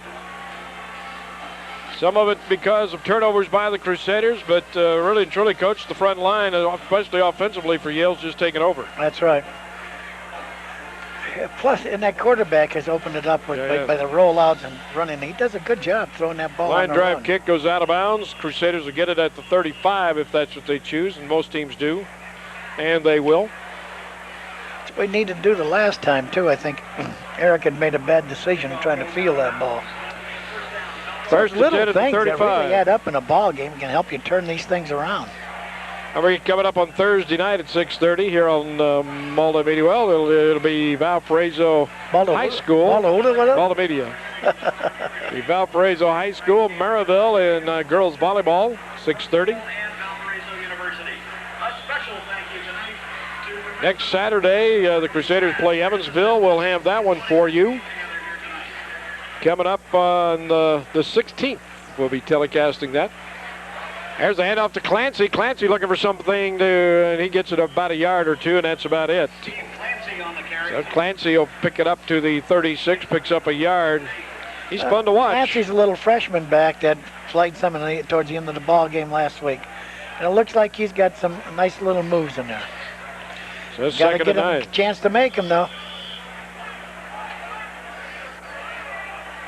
Second down and 9 at the 36-yard line for the Crusaders. Trailing by 3 touchdowns, trips right. Cracknell, the only running back behind Van Dam. Paul goes back, stands in, fires it out here, and I think they wanted to go to Clancy deep. Van Dam was hit just as he threw it. And he had to throw it quickly because they were in his face right now. Ball getting up slowly. It's going to be 3rd and 9. Unfortunately, that's what happens. We're getting a little breakdown in there that we didn't have in the beginning, and he's not getting time to throw the football right now. English comes in. Well, what do you do about that? Quick drop back. He only took a 3-step drop as it was. That's true, and they were there anyway. And they were in his face anyway. Roll him out. I guess that's about the only other thing you can do. For a while, they were rolling out and setting up the pocket behind the tackle, and that seemed to be very effective for him. I'm going to go back to that. Van Dam goes straight back, wants to throw, fires it out here for English. Got him. Nice catch by Alex. Oh, I think he's got the first down. He had too. the first down. He was hit and knocked backwards. He was clearly across the line when he got hit back. Didn't get a very good mark, but is still going to get the first down. He caught that ball on the other side of the yard line. Yeah, he did. And got knocked back. But he got the first down out of it. I still think he's going to be really a good receiver here before he's out of here. From what I see right now, he's our best receiver. First and 10 Crusaders at the 45. Van Dam goes straight back, gives it on the draw to Cracknell's got some room, breaks one tackle, dumped to the outside of the 45. Oh, Bobby. Still at his feet and down to the 46-yard line. Nice run by Mr. Cracknell. Hit it up in there, set up his blockers, cut it back to the outside.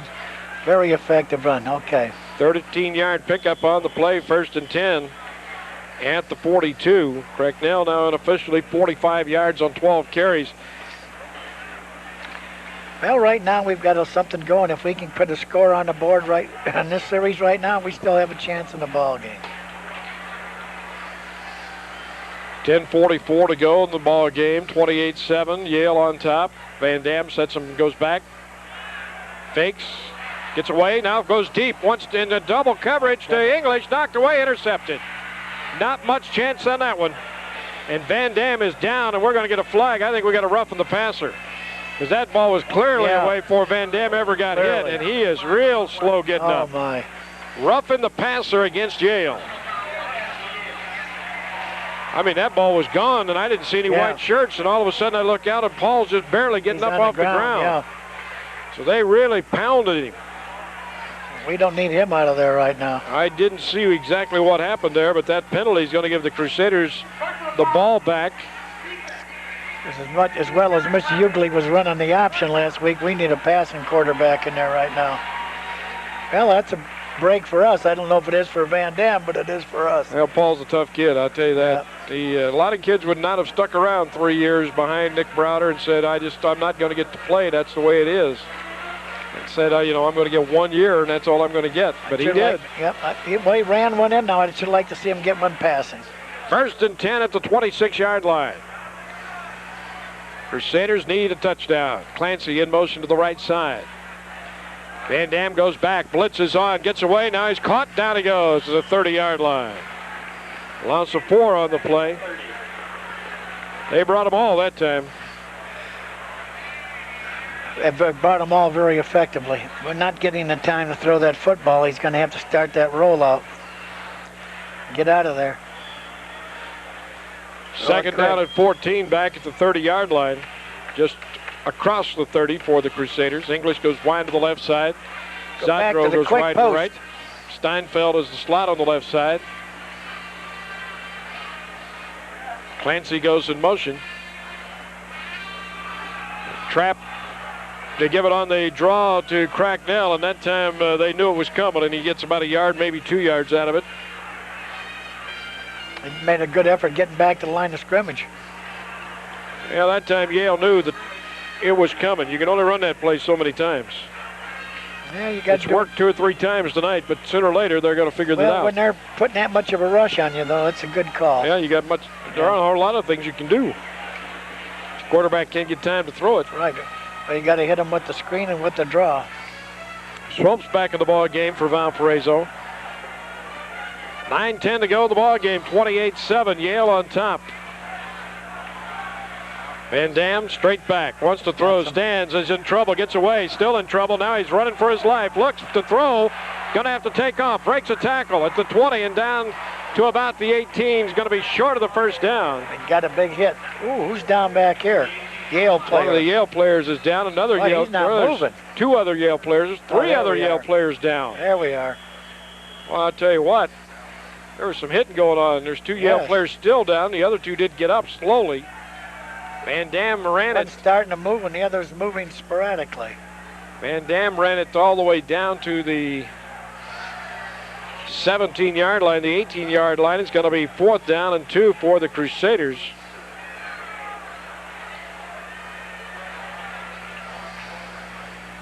Ball with 43 yards now, rushing on 8 carries, and Yale continues to work on the 2 guys who are down with 8:42 to go in the ball game.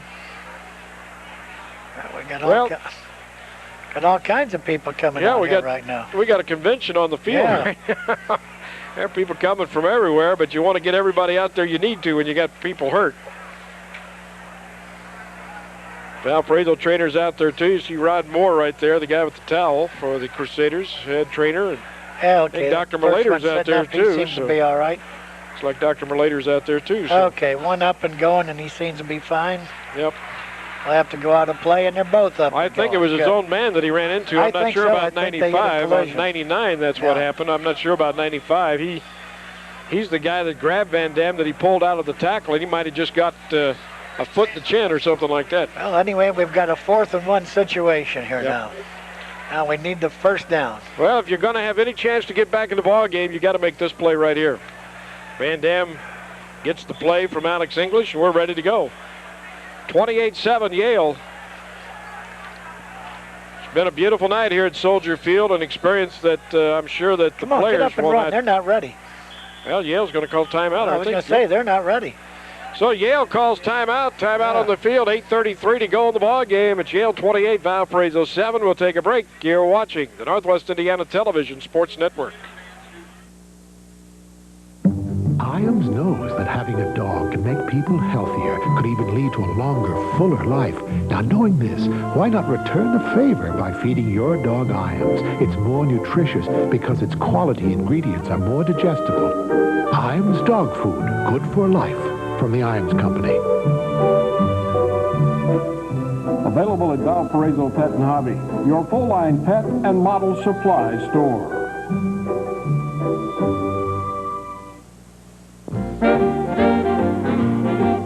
At Turner Classic Movies, the stars shine night and day. And a million stories are waiting to be told. It's the greatest movies of all time. Uncolorized and commercial-free, and it's open 24 hours a day. Turner Classic Movies. Truly movie heaven. We got 8.5 minutes to go in the ball game, Coach. They just put a message up. There are no pass outs for this game. So here goes a crucial 4 and 1. You leave, you're out of here. 4th down and a little over a yard for the Crusaders. Van Dam, quick slant to Steinfeld's got him, but a flag is down as he's down to the 6-yard line. Oh, no, don't tell me we've got an illegal procedure. Steinfeld won't go down, finally does. Oh. I think we're going to get an illegal He was wide open. procedure. Let's see what the call's going to be. Going to call it on a wide receiver out here. Well, Clancy was in motion. He might have turned up too soon, but it's offsides Yale. Oh, wonderful. Turn that down. First down for the Crusaders. Steinfeld got it to the 8-yard line to pick up a 10 on the play. And it's going to be first down and goal at the 8. He didn't want to come down. They're moving him backwards. Yep.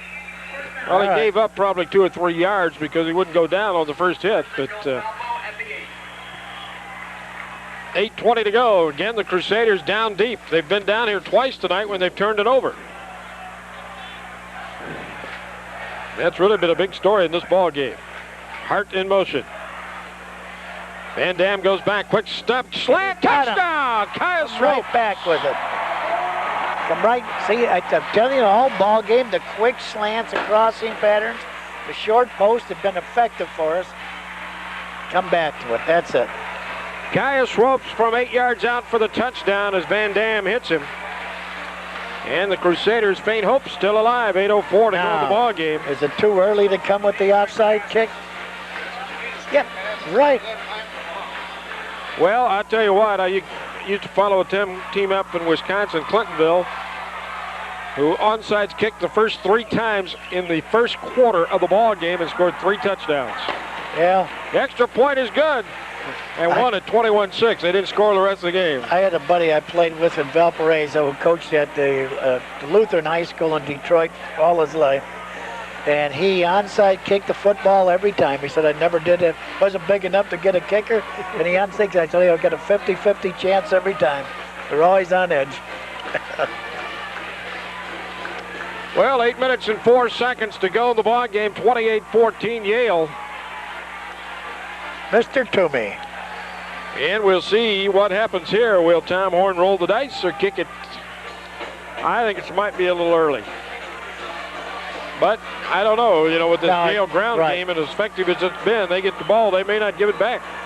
We got a fumble on the kickoff the other time. I have to go for it now.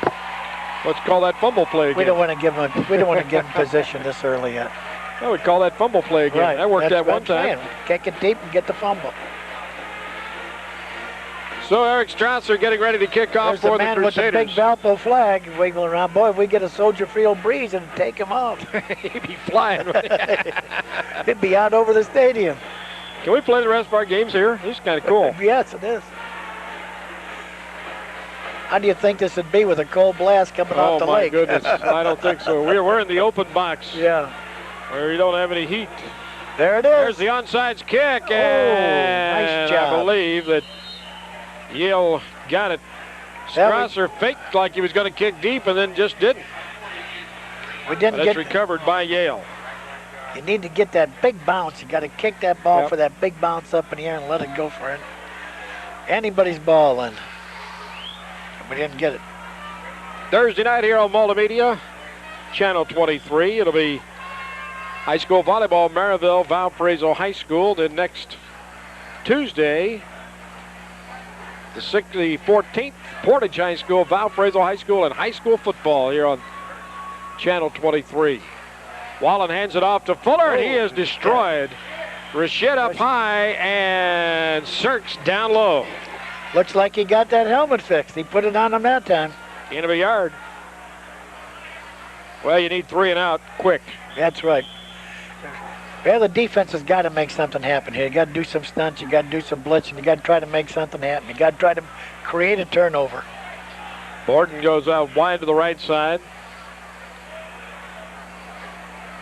Wallen sets him in the eye.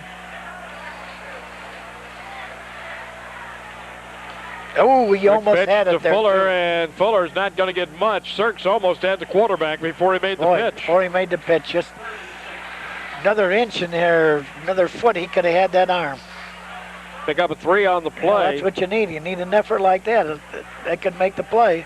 3rd down and 6. Well, here's your play right here for the defense. They get this first down, you're in a world of hurt.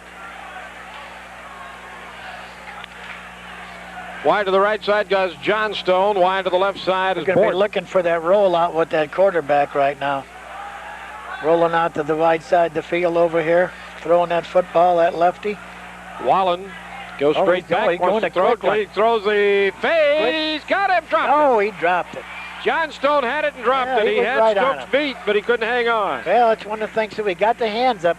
That's one thing in college football. You can face guard them. And you can't do that in the pros. You can't do that in high school. Yep. But you can do it in college. Why would that be? There's a million rules. I mean, if you start on that, well, I feel sorry for these guys that have to do a high school game on Friday and a college game on Saturday, because a lot of those rules are different. Yep. And we've had them call them in our ball games, miss it because of that. Hiller's going to try to bring it back, get to the wall. He's got some room. Turns it up. And he runs out. Oh, he threw the clip on it. Oh, no. Ray had some room, but he couldn't make the turn, but there was a clip back at about the 21. And the man behind the thing didn't make the call. Oh, he got his head in front of him.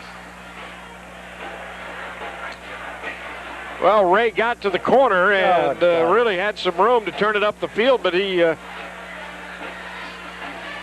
turned it too wide, went out of bounds anyway. Illegal block. They're not calling it a clip. They're calling it an illegal block.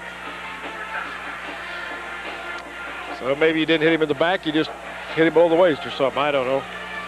I didn't see him hit him below the waist. So that'll put it back at the 11, and the Crusaders are 89 yards away. I was looking at his head for the clip, and I could to see if he got it behind him or in front of him. Certainly wasn't by his waist. 1st and 10 at the 11. 6:20 to go in the ball game. It's been a pretty interesting football game. Yale leads at 28-14. Van Dam sets him at the 11. The quick slant to Hart. Hart headed out to the 14. Now the ball comes loose. What are they going to say? It's that ball was out of bounds, yeah. But they're not going to give him up to where his forward progress stops. I think they're going to give it the fumble back at the 11, the line of scrimmage. There. Oh, that's not right. No, that was bad call. He caught the ball up at about the 14 and then was immediately run back. Right. You should have blown the whistle there, shouldn't you? They're going to give it a loss of the play. Well, no gain officially, I think, but so it's going to be 2nd and 10. They did that over there before. We got the first down on the play, but we lost about 2 yards because he didn't mark the forward progress. Whatever. Otherwise, they've called a good ball game. Yeah, Van Dam. There's that quick slant to Sandro. Eric, it looked like stopped running when he got behind the man. Paul threw the ball. If he'd kept running, I think he'd have been right there. If he'd hung on to that one, it'd been a good catch. So that's going to be 3rd and 10. Van Dam on the day has thrown it 39 times. He's hit 20 out of 39 unofficially. All right. For 184 yards. But 4 interceptions. Yeah. And 3 of those were tips. All in the first half, but they've had a whole lot to do with this ball game. Although the Crusaders only trailed 7-0, but 2 of them were inside their 20. There he is. Wide open is Jody Hart, out of bounds. Stepped out of bounds. What a Boy, Jody break. had nothing but green grass, and he couldn't when he turned around. The ball a little behind him, made a good catch. Yes. Stepped out at the 28-yard line. And you can't have a better set of hands than him with their speedster on the team heading down that sideline. Oh, that could have made the ball game change. Boy, could that have been something? Out at the 28-yard line. First down and 10.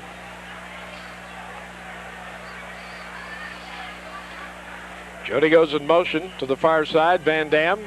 There's an intercepted that time. That's a touchdown. Going to that flat out there. Same play, other side, and Yale knew it was coming. Number 90 was sitting right there waiting on it. Said, come, throw it here. That is Peter Sarantos, and that one is the killer. They've been sitting on that short, flat pass all ball game. That's the second one they intercepted, and they should have had another one. Well, that one, Coach, it's like he was in the huddle. I think I just heard a spinal cord snap. Yeah. Shattuck on for the extra point attempt. Down, the kick is up, and he missed it. So there's timeout on the field with 5:56 to go in the ball game. It is Yale 34, Valparaiso 14. You're watching the Northwest Indiana Television Sports Network. For the perfect meal, call Domino's now. 3 golden crust to choose from, 12 tasty, delicious toppings, spicy buffalo wings, and steaming breadsticks. All made to order and delivered hot and fresh right to your front door. Domino's! Wow! Now! Call Domino's now. Medium pizza, unlimited toppings, just $8.99. Get a second for $5. 531-9229. Making dreams come true starts with Valparaiso University. Valparaiso's a vibrant and distinctive place, proud of its heritage in Northwest Indiana. Since 1859, VU has challenged students to face the opportunities of tomorrow through its commitment to scholarship, freedom, and faith. Today, Valparaiso is home to 5 undergraduate colleges and over 60 individual fields of study, teaching values as it teaches facts. Valparaiso University, facing the challenges of tomorrow together. Went all the way through the end zone, so Valparaiso will get it out at the 20-yard line. It'll be first down and 10, 34-14. Crusaders with their 6th turnover. They had a fumble also, didn't they? So 5 interceptions and a fumble. 6 turnovers for the Crusaders, 2 for Yale, and there's your ball game. Of those 6 turnovers, 3 have led directly to touchdowns, basically. You don't have to be a purist footballer or knowledgeable football man to know that you give that many turnovers and you're not going to win a football game. First and 10 at the 20-yard line. Van Dam gives it off to Cracknell, and Bob won't go down, but he's not going to get anything as he gets it up to the 20-yard line. I was just going to say in our passing game, too, in the last couple of series, our pass protection had been a lot better. Well, no matter that the scoreboard is what it is, we've had a great time up here at Soldier Field tonight, and our congratulations to all those people who put this together at Valparaiso University and Yale University.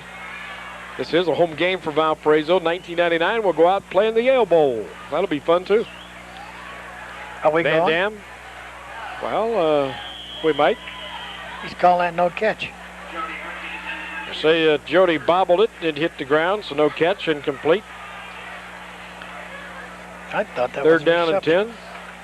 I don't know what I'm doing in 98. How am I, or 97? How am I going to figure out what I'm doing in 99? 5:06 to go in the ball game. Crusaders have given a valiant effort.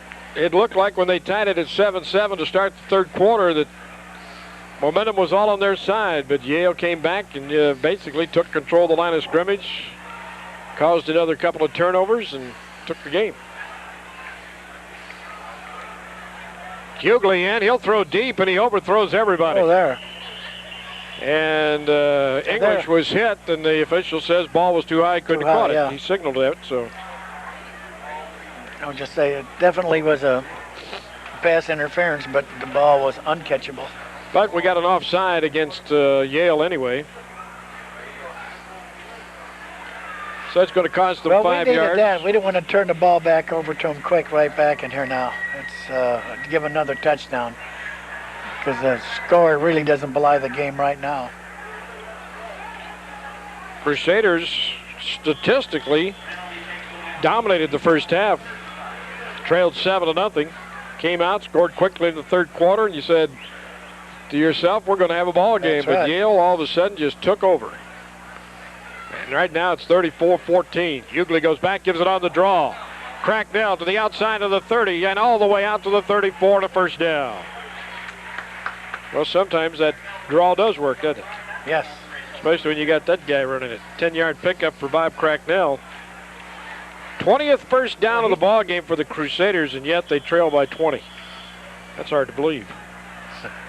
Yes. It really is hard to believe. Yeah. Except then you look at the turnovers. Yeah. You got 20 first downs every game. You'd be a happy coach, wouldn't you? Makes it believable. First and 10 at the 35. Again, the trap. This time it's to Novak, and he'll get it across the 40 to the 41. Picks up 6. Yeah, giving a chance, some other people a chance to play here now in Soldiers Field. Second down and 4. 4:20 to go in the ball game. 34-14, Yale on top. Well, we've had a great time up here today, even though we've had trouble getting in the building. Yeah. Security. They have some rules here, don't they? Security was really enforced today. Yeah, well, the fourth gate they sent me to, they let me in, so I guess that's all right. The trap, or the draw to Hart's, got some room to the outside of the 40. 45 to 40, and inside the 40 to the 38-yard line. That's what I've been talking about right there. You got to find a way to get him to the outside. That's right. He's got the speed. Nice move. The guy 22 caught yards. him from behind. He was trying to set up that block out there, and the man come from back behind and brought him down. I thought for a minute he was going to break it. 22-yard pickup for Jody. First down and 10. Our papers are starting to think they want to fly away. Right. Getting a little breeze. First and 10 at the 38-yard line, or 37-yard line in Yale territory. And inside the 35, it goes to the 34. I just looked up. Look at those flags down there. They're really whipping across. Yep. The wind has arrived in Chicago, the Windy City. Hughley takes it to the 34, pick up a 3 on the play. Second down and 7.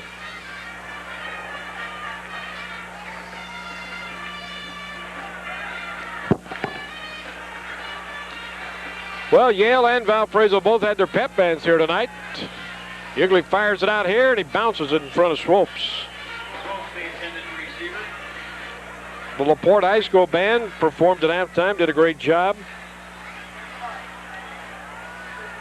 As we said, we don't enjoy the score now, but this really has been a pretty good football game, and we've had a good time up here. 2:50 to go in the ball game. 34-14, Yale on top. Next week, the Crusaders have Evansville. Then it's Dayton. Ooh, at Dayton. Yeah. That's the one you figure they can't win. The rest, you got to figure they should have a chance. Oh, we got a fumble. Hughley fumbled the football, but got it himself back as he got it to the. Going to end up losing a yard on the play. It's going to be 4th down and 8. Well, next week is a big ball game for Tom because it's homecoming. And we got Evansville coming in. That's the one he wants to win because all alumni leave at that point knowing that you're a winner. You always want to win the homecoming game. Last year down at Evansville was one of the most miserable days I've ever spent at a football stadium. You know, rain. Oh my goodness. Rain at Evansville. We used to have. I coached 40 years and we had a lot of rain, snowstorms, and everything. But by far the most rain games we ever had were always at Evansville. Novak with great job. Stayed on his feet. Gets the first down at the 25. Oh, he got hit, rolled off the back, and continued down and got the first down. Big effort by Novak. 22nd first down of the ball game for the Crusaders. Well, that's what these stats are just not going to look like. You're getting whipped by 3 touchdowns. You know what I mean? We had one at Evansville down there where they fumbled a snap, we recovered. We fumbled a snap, they recovered. Anyway, that was repeated 4 or 5 times each team before we finally ran a play. Was that wet and muddy? Minute 50 to go in the ball game. Crusaders trying to get something. Again, it goes to Novak straight ahead, and he darts through again inside the 20 to the 18. Well, you look like he's down, and boom, all of a sudden there's a little move. He's got another 5 yards. Pick up a 7 on the play.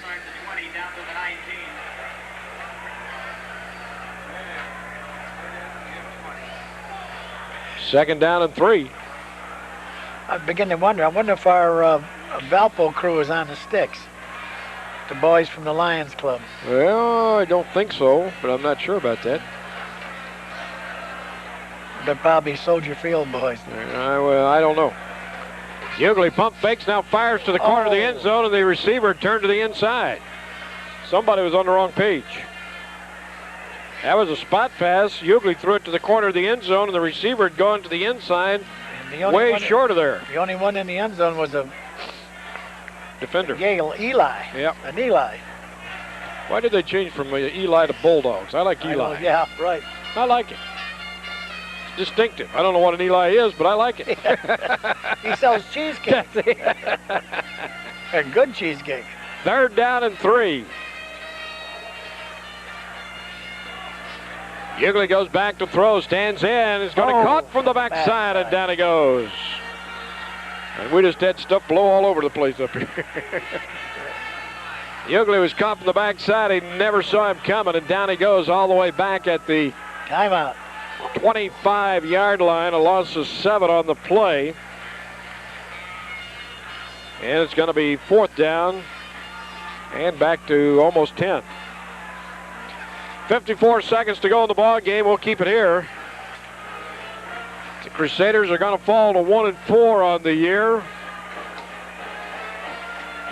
And you just get the feeling watching them, Coach, that they're not that far away. I just don't know what the answer is to get them over the hump. Yeah, you're right.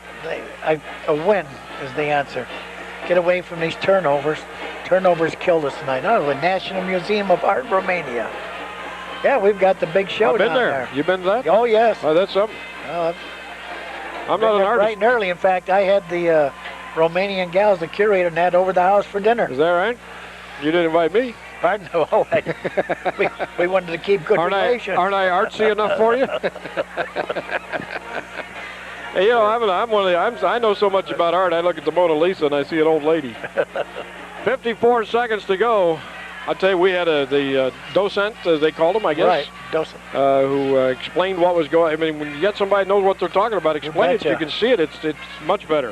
Uh-oh. Hughley is hit as he starts to throw. The ball goes incomplete, almost intercepted, and Yale will take it over. So with 50 seconds to go, they can pretty well run it out if they want to.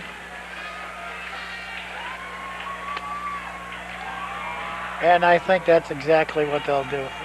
Big crowd, a lot of them on this side of the field at any rate. I saw somebody coming into that huddle with a lot of enthusiasm. He might have had his play called. Go deep. I don't think so. He got a new quarterback in there. He'll spin, he'll hand it off on the right side to somebody. Number 48, David Pizarro. And Pizarro is going to get it from the 24 out to the 28, picks up 4. I believe this is the last play they're going to run to the ball game. 20 seconds to go. All over. Quick pitch to Pizarro again, catch it back in her Fuller. That is Fuller to the outside of the 40. He tripped. 40-50, cuts it back, still on his feet at the 40, and down he goes at the 32-yard line. That's a guy who came in, I said, with a lot of bounce to his step. His first chance.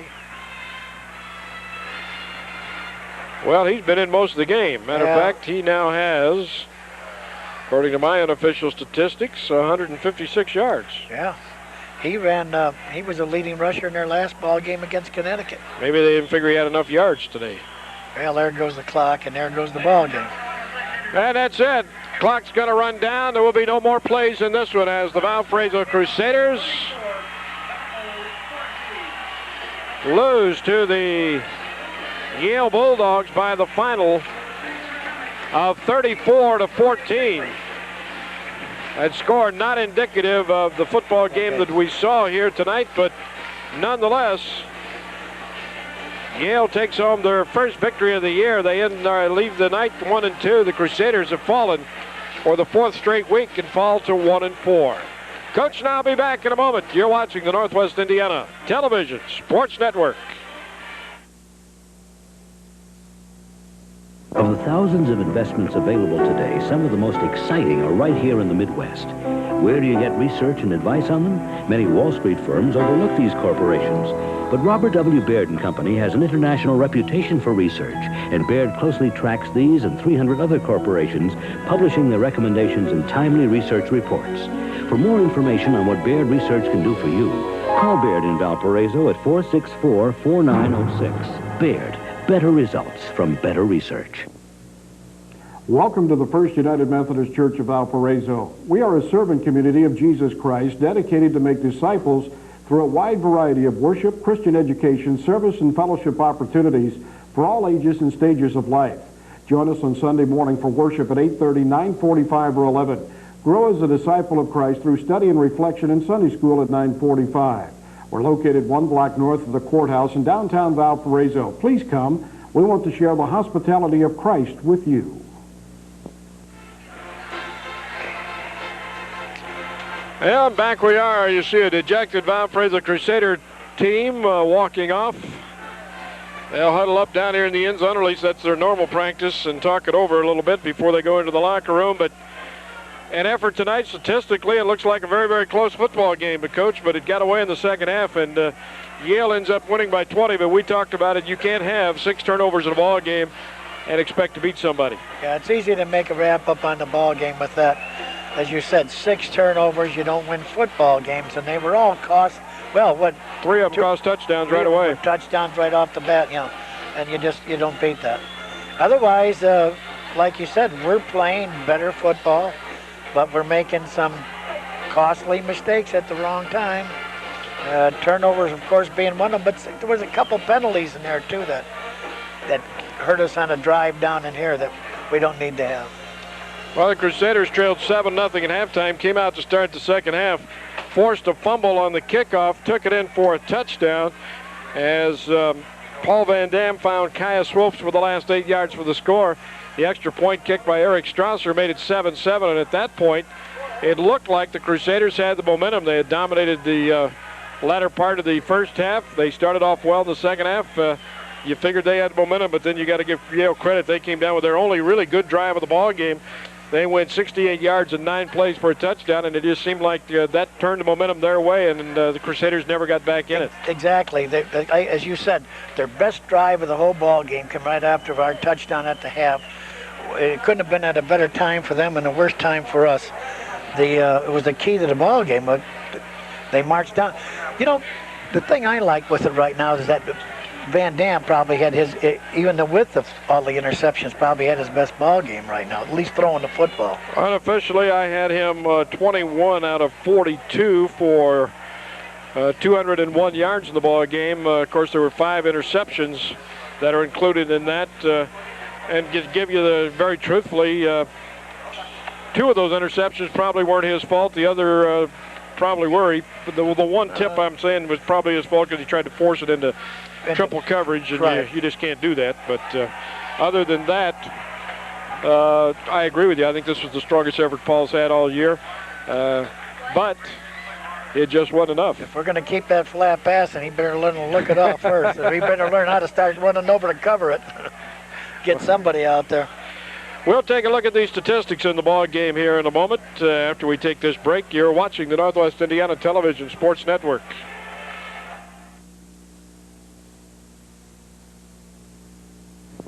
The woman of my dreams wobbled into my shoe store with tears in her eyes.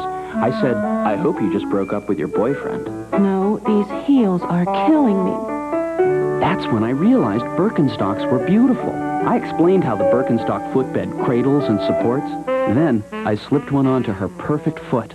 She said, I think I'm in love. Unfortunately, she meant the Birkenstocks. Available at the Sports Shop, 60 Lincoln Way, downtown Valparaiso. For the largest selection of Valparaiso University clothing, gifts, and souvenirs, make sure you visit the all-new University Book Center next to the VU Athletic and Recreation Center, or stop by their booth at the next Crusader game. Pick up your VU seat cushions on the way to your next game. Check out the new VU Fleecewear by Jazz Sports, LA Gear, Champion, and Dodger. For the area's best selection of VU flags, mugs, steins, window decals, caps, and other clothing and accessories, make it the University Book Center, next to the Arc, the campus of Valparaiso University. And back we are, Dick Harlan along with Bill Cook, before we wrap it up here tonight as the Crusaders lose 34-14 to Yale. Statistically, unofficially in the ball game. For the Crusaders, 22 first downs to 15 for Yale.